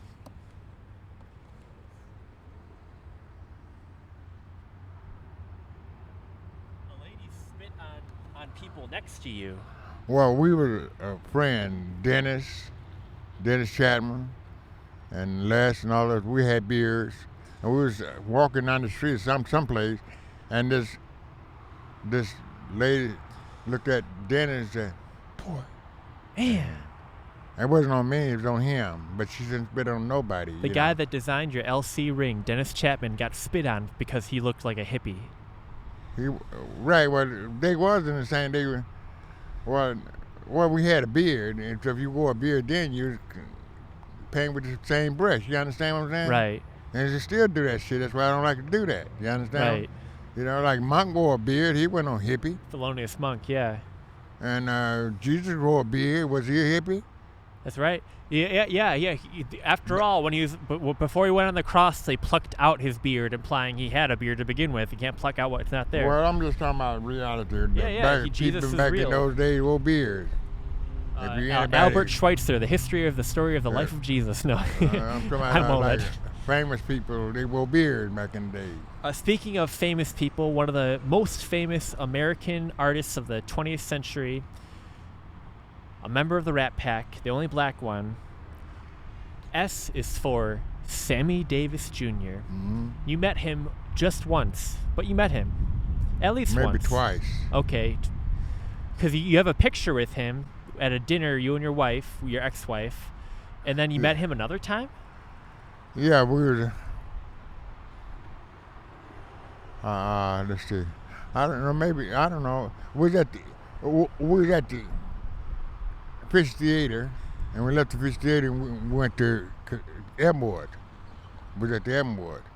Maybe I met him once. Maybe once. But you have a picture. I've seen it. Sammy Davis Jr., your ex-wife, and then two other dudes. That's my father-in-law on the right side. That's your father-in-law, Sammy Davis Jr., your ex-wife, and another man. The other guy, the guy from Capitol Records. We've shown it on this program. Well, that was, I don't know. He was someplace. That picture wasn't taken at them with my father-in-law. That was taken someplace else. I don't know. I wasn't. I have to see the picture again. I think it was all. But the Candy Man, you met the Candy Man. Yeah. Mm-hmm. Do you remember what you said to him, or? No, we didn't talk that much because a lot of people around. We just hello, we didn't have a conversation. Well, we introduced a group of us or so on, that kind of thing, and tell who we were. Did you like Sammy Davis Jr.'s music growing up? Or did you kind of consider it like Nat King Cole? It was. I liked his way of singing. Armstrong. I liked the way he sang. I liked his style. I didn't like him grinning a lot. Shucking and jiving, sort of. Whatever. I just sometimes thought he liked to play it up around, too much. Yeah, but I'm white folks. I don't like that. He needs to be himself. He wasn't himself. Well, no, I didn't say. I just said. I just thought he grinned too much. That's all. Yeah. That's my opinion. Well, S is for the Supremes. T must then be for the Temptations, because the Supremes and the Temptations. If there were two bands from Motown, those would be the two. If there are two solo acts from Motown, it'd be Stevie Wonder and Aretha Franklin. Well, I got to have Temptation there, and can't leave out Temptation. Right. And for the Gladys Knight and the Pip, they bad too. So I can't say, hey, all of them. But T is for the Temptations. Did you meet every member of the Temptations? Yeah, probably every time they change. Because they change. Yeah. And one of the guys lived in Pontiac, and he just come in the store all the time because he came down. Let's see, the same guy that went to the wedding with Whitney Houston's mother. Sissy Houston. In fact, they did a thing her last week. The other day I saw her. It was on, because in the church, how she's singing, and Whitney was a little kid, that kind of thing. See, Sister used to live here in Detroit, I think, because they used to play down here at on Grand TULC. And a friend of mine who owned the automobile company, I told you about her husband, ex-husband, had a group. I don't know the name of the group. I don't remember. Bogus. I'm not sure. But Sissy Houston was in the group with her ex-husband. Man. And they had a son, and we was friends, but I didn't get a chance to meet his dad. So before we continue with the Temptations, I don't believe I mentioned Sissy Houston. Oh, I did, but we didn't really touch on it enough. Sissy Houston, you went to a wedding, and she was your date. No. This guy who worked for Capitol Records, he's a promotion man. He did a lot of things at Capitol. He had a label, he had a record out. And this girl from Detroit was on the back of the record, and I liked it. It's the Christmas record, and she did the B-side of it. Anyway, I can't think of his name. I don't know. Anyway, we was friends. He was at Capitol Records. And he was in town, and he called me up. He wanted me, but I go with him to the wedding out near where I was living. I was living on San Juan and 7 Mile. Right. And he was going out of drive. He was in that way. He said, go to this wedding. We'll go there for a few minutes. So I didn't know Sissy Houston was with him. When I get it out there, she was in the car with him. You understand? Because he came and picked me up. I didn't take my car. Yeah. And so when I get in the car, I didn't know she was with him. So Still. it's just Sister Houston. That's beautiful. So we go to the wedding, and they after I don't know what we did after that. It wasn't too much after that. I don't remember anything after that. I just know that we go to the wedding together, and that was right behind the area where LeBaron Taylor. He bought a house, and he got married to my employee Yvonne, and they lived right in the circle of Ida Drive, and Norman Whitfield lived across the street on Steele and Ida Drive. Barry Gordon's father and mother lived down the street further on Ida Drive, and I get to the cross. See, everybody lived in that area out there. Yeah, and just like you were neighbors with Smokey Robinson, Marvin Yeah, we were Gaye, all Aretha neighbors, but I didn't go to Franklin, their C.L. house. Franklin. They didn't come to my house. But you saw each other and waved Waved, because you knew each yeah, other. right, Yeah, we- all in the same business. Right, we meet each other and acknowledge each other and keep on going, you know? But as far as Smokey, All making timeless music but hits you know, are part of it. that chances are they would know who I am. Of course, yeah. Because they trying to get their record player. You check Monroe down there, they don't know me that well, but they know I'm down there. Judging by what you've already told me, and I kind of hinted at it before, I am fully confident more people than you or I would ever expect knew about you, it sounds like. Yeah, because, see, like I said, when everybody come there, they didn't announce who they was in that. Yeah. I'll be walking around, I don't know who they are. Exactly. And they might be talking to my employees. I had 13 employees. They were all 13 working at one time. Right. 13 downtown, 3 on Avenue of Fashion. That's during the Christmas season, that kind of thing. Got to do shit. Anyway, and during the day, somebody said, so-and-so was here. Everything. Oh, yeah, well, you came in, bought some whatever. That kind of thing. Daily occurrence. But that mean they know me, but I didn't know them. Right. Another biggie. He wasn't part of the Rat Pack because he was sort of a little older. T is for Tony Bennett. Tony Bennett? Yeah. Tony Bennett. You met him? I didn't meet him. He was down on Monroe and waved at me. You saw him. Well, you saw him in person, Yeah, in the flesh. yeah. Sadly, he just passed away. But you know, we said before about Left My Heart in San Francisco. I mentioned that before about a guy here wrote that. That was on the street to call it the Grapevine. You know, everything in the record business, it goes around all anybody in the record business. And you heard this story. Yeah, that I called his name before. He said he went to New York. He wanted Frank Sinatra to do the tune. Left My Heart in San Francisco. Yeah. It might have been a different tune, but that's the one that you remember. Okay.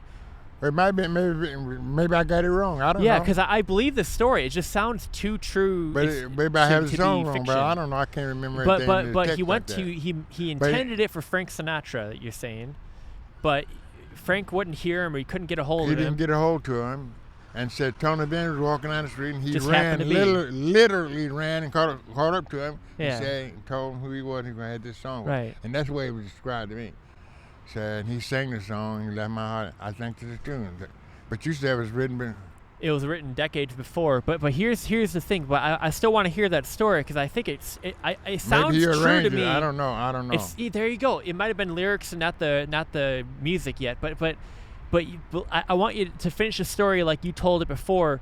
So he goes up to him, tells him, goes through the whole song. Tony's like, "Oh, that's a nice song," and then it's nice meeting you. Have a nice day. Goodbye. Doesn't do anything with it. He thinks that the songwriter. Then come to find out, Tony Bennett records and sings this song. It becomes a big hit, and he's like, "Well, I wrote that song. You can't do anything about it." That's how the story works. Well, see, the point they was trying to break out, they were, in those days, they were saying a lot of people, even down at Motown, songwriters come out, they didn't listen to they write the song, somebody wrote the song, they stole it from them, and that's what it came out about. That's all I'm saying. And so they said he sold it for a little or nothing, then he get the full copyright of it. Right. That's what it was told to me. He didn't get the copyright of it. Yes, sir. T is for Teddy Pendergrass. Did you ever meet Teddy Pendergrass? Oh, yeah. What sort of... Turn out the lights. Well, a lot about Teddy Pendergrass because he was with Hal Melvin and Blue Notes, I think. Oh yeah, speaking of ripping people off, It's gonna allegedly. rain, man. Oh, it's not gonna rain. The weather said it's Oh, gonna no, get I sunny. thought I just felt the drop. Well, at least the weather said the sun's gonna Well, come I out. understand, but I Yeah. just thought I felt the drop. But Maybe it but wasn't. Teddy Pendergrass was a great singer in his own right, and you had an employee who was hot after Teddy Pendergrass and Harold Melvin and the Blue Notes. Well, Both of she them. liked that group. She liked that. She liked, people sit around talking about who's the best singer, who they like better than this and that, and they Right. get an argument. I like so, no, he's better than him, that kind of thing. That's all it was. And she liked Hal Melvin and Blue Note, but where Hal Melvin and Blue Note didn't do what come to the top like Teddy Pendergrass did. Right. See what I'm saying? So Teddy Pendergrass left the group for whatever reason. They was alleged that he got the money Here in Detroit, no and less. felt and then paid Right. the group, and they were left here stranded, something like that. Right. And they never sang no more after that Right. together. Now moving from a leader of a group to a mere player, but boy, what a player he was, and a young prodigy. Tony Williams. T is for Tony Williams. You met him when The drummer? when he was just 21 years old. You Oh, met yeah. Tony Williams here in Michigan at the minor Yeah. key. Yeah, he was a firecracker, man, and he was something else at being so young, but even matured. Yeah, I met him at the Miles key. Davis, was invited to open up Michigan's first cafe ever, the first cafe in the whole state. For 10 days, Miles Davis and his band played, and the drummer of that band was a 21-year-old Tony Williams. You met him. Right. Mm-hmm. T is for Thelonious Monk. Yeah, my man. You never met him, but Never met him. but what a genius! What a genius. a guy used to come into your store and Yeah. ask for Monk records. Well, he bought everything Monk would get because we didn't stock what he had. And this is before you even knew about Monk, right? Right. That's how I you didn't found know out about music it. at all. Music, Oh, okay. Jazz at that time, because when Right. we opened up, this guy was already a customer of Florence Kewell at the government employee store because he worked at the post office. So if you didn't work for the city or state, you couldn't buy that in that store at all. Okay. So he worked at the post office, and black men, people had good jobs at the time. They made a little money. Right. And so he lived good.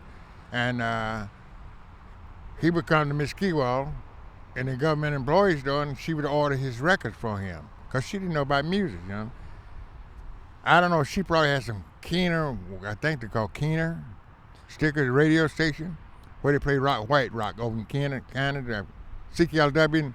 It was Keener and CKLW and some else record store. Radio station. Okay. All the black people played was like WCHB. JLB started playing black music. You understand? And that was before the other station, GPR, they wasn't even born at that time. But anyway, I was telling you about. Thelonious Monk. Oh. And Scotty would always order records, just about every payday, a special album. Wow. About Thelonious Monk. And I was listening to Monk, but sound like, I'm sorry. You listen to Monk. Sound like Monk is playing off key. Everybody say he don't play on the right key. Yeah. Even Jack Sherrill, the disc jockey, somebody, what a beautiful tune, who wrote Round Midnight, how could he, something to that effect, Right.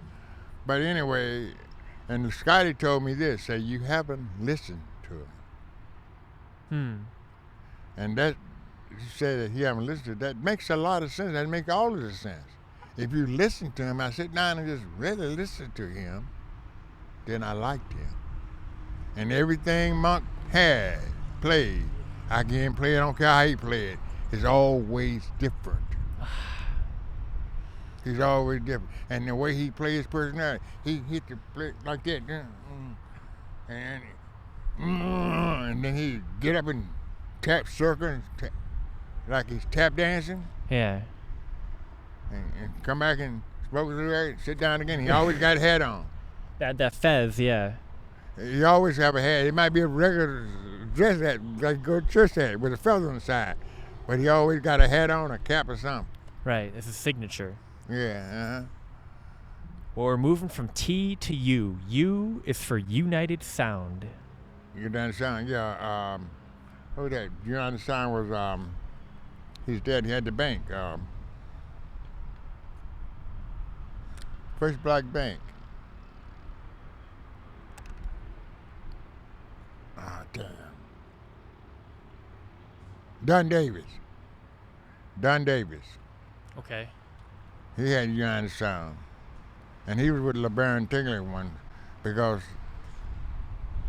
when the Jeffersonian not Jeffersonian, right behind me, the apartment building right behind me. Anyway, when they built, he lived down there. Owner lived. LeBaron Taylor, Don Davis living in an apartment building. They heard my group. Don Davis did. He asked us, we were someplace, appearing someplace, and he asked us to come by his apartment. Yeah. Somehow, I don't know how you know I had a tape. I told him about the tape anyway. We go to Jeffersonian, he talking to us. We think we're going to get a deal or something like that. With the Moniques, yeah. With the Moniques. Anyway, I let him use my reel-to-reel. I had all the singing on. And he said he got stolen. He never got it back. And we had a lot of stuff we had on there. We was creating stuff on the reel-to-reel. And that's why you never give up the original copy of nothing. There's a lost Monique's record out there, people. And he said that... return it to Lee or me. He said someone's broke in his car or something and stole it. He had a truck because he had drove a pickup truck. We used to laugh at him. This rich man drives a pickup truck. Truck wasn't in there, but Don Davis had one.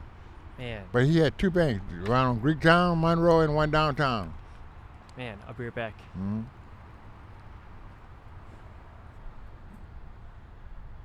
This is so smoothly. This is going smoothly, Lee. Mm-hmm. Well, U is for United Sound, V is for Victor and Vitronics. Vitronics? The automatic start of a vehicle. Yeah, he invented the starter. Victor did. He lived in Dearborn, and I had it on my cars. And I was the only person that had that. I started up, and people just go Always crazy. A pioneer. Yeah, Just go crazy, man. And if you open the door, it'll cut off. If you mess with it, it'll just cut off. Go dead. You wouldn't go any place. Was there a car alarm built in, or was that separate? I had a long. It wasn't beat. Everybody had to go womp womp. Mine didn't do that. Mine just beat me on the butt pager. Like a beeper, yeah. It Wow. was a beeper. Wow. And but they should have that today with their phone. They still beat. They still get you. They got me because I had it in a Seville, and it's Seville. You can't pry the window. You can't break into Seville. But they broke in mine. They took mine out of the driveway, and my beeper didn't go off. I think they picked it up and drove it out. I mean, I drove it out, jacked it up, and because a friend of mine had a Corvette. We were at the law department, and they put a jack under the bumper. I mean, the axle in the back, and pulled it out of the driveway with some kind of jack, and pulled it down the street and drove it on.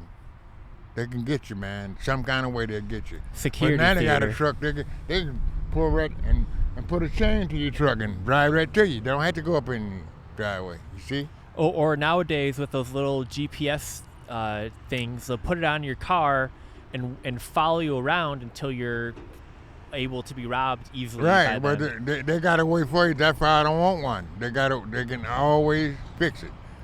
Yes, sir. W is for Wes Montgomery, the guitar player. Okay. Well, Wes, he was one of the greatest ever could play the guitar, really. And as far as jazz concerned, he's got to be up there in top. Oh, yeah. You got other people out there like, what's his name? He made a comment the other day about kids, the white guy. Oh, Carlos Santana. Carlos Santana. Well, he plays a different type. Now, he can play. Oh, yeah. But they ain't the same kind of guitar player. No. They're not the same. Carlos can play his ass off. Another guy, there's a lot of guys can play guitar. Wes Montgomery is elegant. Yeah, I don't know what you call it, man. He just the way he played it, just like beautiful. something else. I don't know. Yeah, just classy. Yeah. W. He got a brother named Monk Montgomery, played bass. Still alive? There was three of them. Three Wow. brothers. Monk. Let's see, I forget the name. I don't know. Where were they from? I don't know. They had an album out together. Three brothers. That's beautiful. Monk. Yeah. W is for the Wingate family. Wingate. Yes, sir. They owned the Wingate record recording studio at the time, which called Golden World. And they had a hotel at 20 grand. And I understand he was a numbers man, owned the numbers at the time. So I don't know, horses. Right. He was in all that thing, But one of them married, married a girl from my hometown, and also one of my employees, not employees, Annie Monique, or Little Wow. Jackson, married his nephew. Wow. I heard from, she was an airline steward at the time. W is for Wayne Shorter. Wayne Shorter? Yes, sir. Well, he was a young cat that came on at the time with him and Lee Morgan came up, and they played with Wayne. He was a young cat that was playing something who had a name for himself. A lot of guys play saxophone, but a lot of people don't make a name for themselves. Yeah. A lot of jazz musicians play different instruments, don't make a name for themselves to be a leader, to lead a group. You see, Wayne Right. Shorter did, and Freddie Hubbard did, and like you said, Ron Carter. Ron Carter, he have his own album, but he never had his own hit album. You know what I'm saying? Right. He's always a side man Right. on lots of things. Right. Mm-hmm. Well, we're moving on to the letter X, and sort of a stretch for X. X is for Lee's father's signature on sharecropping and other documents. He would sign X, your father. My father did. Yes, sir. Yeah. And it's my firmly held belief and theory that the reason why you, two things, were so adamant and focused on your business life and so adamant and focused on your education, self-education, the reasons why you made sure to dot every T and cross, dot every I and cross every T is because your father was screwed over in business. And so I think part of you made sure never to let that happen to you. Yours is a rags to riches to rags story. You started on a farm with next to nothing, no heat, no water. You reached great heights as a pioneering businessman here in Detroit, but then rags to riches to rags, not of your own doing fault, or it wasn't on you. The city of Detroit came to you. You have 3 weeks to vacate your business. We're going to give you $10,000. Thank you for your 25 years, but we need to get you out of here. How cold, after 25 years of service to the city and bringing so much positive change to the city, you're a man about town, for them just to kick you to the curb. It's my theory that you ran your business so well because you wanted to, you always want to do better than your kids. And as a father or as a parent, you always want your kids to do better than you. And so you were trying to understand what your father did, and not that he made a mistake. It wasn't his fault. He was how would you say it, betrayed by the white sharecropping landowners. Yeah, well, that's the way it was in the time, and at the time everybody thought they was doing the right thing. I don't hate people what they did at that time. That's the way it was. We didn't know any better. We all learned better. We didn't know what bacteria was that day. We didn't know what bacteria, some is good and some is bad. But now we know the difference. I'm saying that we have to educate ourselves, and we are moving up, but some moving, staying in this, and that's what gets me out. Some want to stay in the same rut. Yeah. And don't know the difference. Do you see in your own life, your business, how you ran it, any sort of a reaction to what you saw as a kid, and how? I'm not sure if you consider a farm a business, but you sell, you make money from it. So, do you see any? Did you reflect on that when you had your own business to do better than what you saw as a kid? Well, I want to do better, and I want to less damage to myself, to doing better. Like if you out here picking cotton, been in the sun all day, and I don't want to do that. Who would want to do Right. that? You understand what I'm Use your saying? mind, not your body, And if you can who help want it. to do anything gonna be hungry? I love working, but I love to be happy with what I'm doing. You know, in the record business, that was the best job I ever had. But when I in the jewelry business, that was good too. But it's working for somebody else. You are your own boss. And Yeah. Right. I don't, and everything that they're doing, I don't necessarily agree with the way they're doing it. You know, like, just because you're not doing anything, no customer, but they have you do something, wipe the glass over and over again. Just keep busy. That's bullshit. Amen. And I fought against that, you know. Right. And people, you know, I just don't let anybody take advantage of me. you know. Amen. And I didn't want to do that. So I'd rather give orders. I'm not too much a follower. I'd rather, You're a leader. right. You're your own man. Right. And so, Speaking of someone who's their own person, Y is for Yusef Lateef. No one else like him. I mean, he was a multi-instrumentalist. mhm. How many others are there like him? That of that era, at least, no one I can think of that you've mentioned, at least. It sounds like he could show up to any set and they're missing a player, you know, short of a couple instruments. He could probably pick up that instrument and join in. Yeah. Some cats just created like we can play anything, you know. And look at Rufus Holland. He played bagpipes. I don't know. Oh, bagpipe. I thought I said backpack. No bag. Yeah, but the thing is like, you know, some people can speak several languages. This Yeah. guy could play several instruments. Yeah. I think that was unusual back then. I could be wrong. Well, yeah. Well, some people can make music like Sammy Davis Sorry. Jr. make music with his feet, heels on there, right? Right. Sing, dance, act. Triple threat. Tap dance. Yeah. That's the same thing. Yeah. Some people got more talent than others. Oh man. He can do it with your feet. You can do it with anything you put forward. He can play. Stevie Wonder can play a thing too. 1 city, 5 cities, 10 cities. How many Yeah, talents are you yeah. gifted with? And I don't see how they could do it. I've seen like guitar players, like what you do. Everybody do something.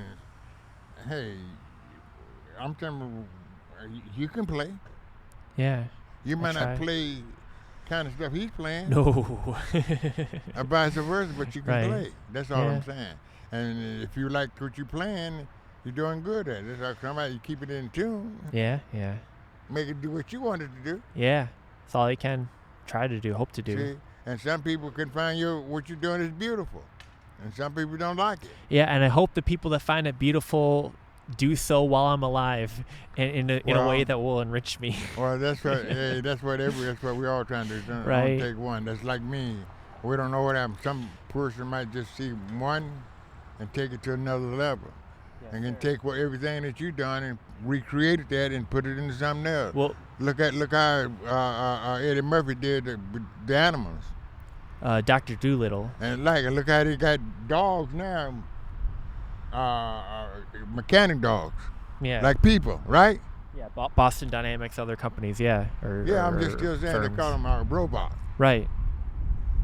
Well, 26 letters in the alphabet. The last letter is Z, or as they say in Canada, not far from us, Z.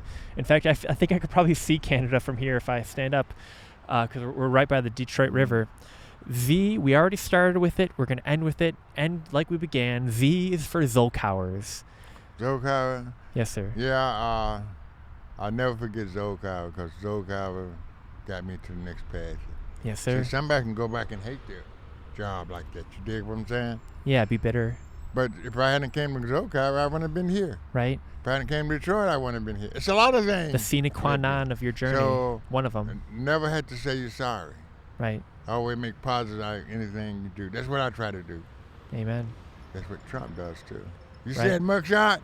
Oh, yeah, like a painting, gonna be remembered in half a millennia, Oh, that's what it says. You make good out of bad situation. right? Well, 26 letters in the alphabet. We could talk about plenty of other things, but I suppose before we possibly do that, let's just wrap up this individual recording here. Thank you for your patience, Mr. C.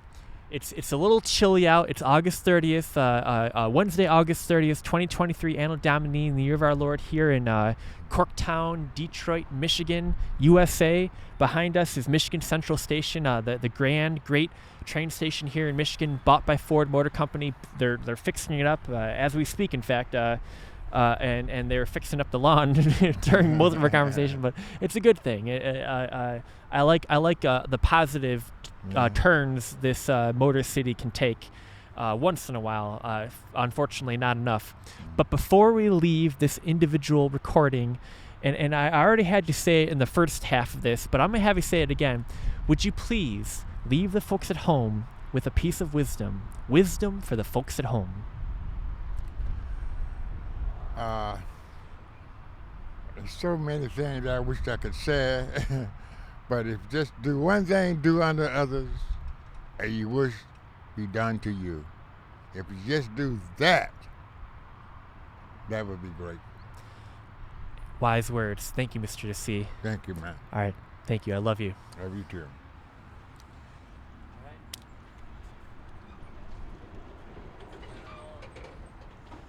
We could be done because we could talk about other things. We did this, we could be done if, because I have other things written here, a lot of other things. Like literally that was one page and a couple things, but I have like 6 other pages. But that's fine. We could do other stuff another day.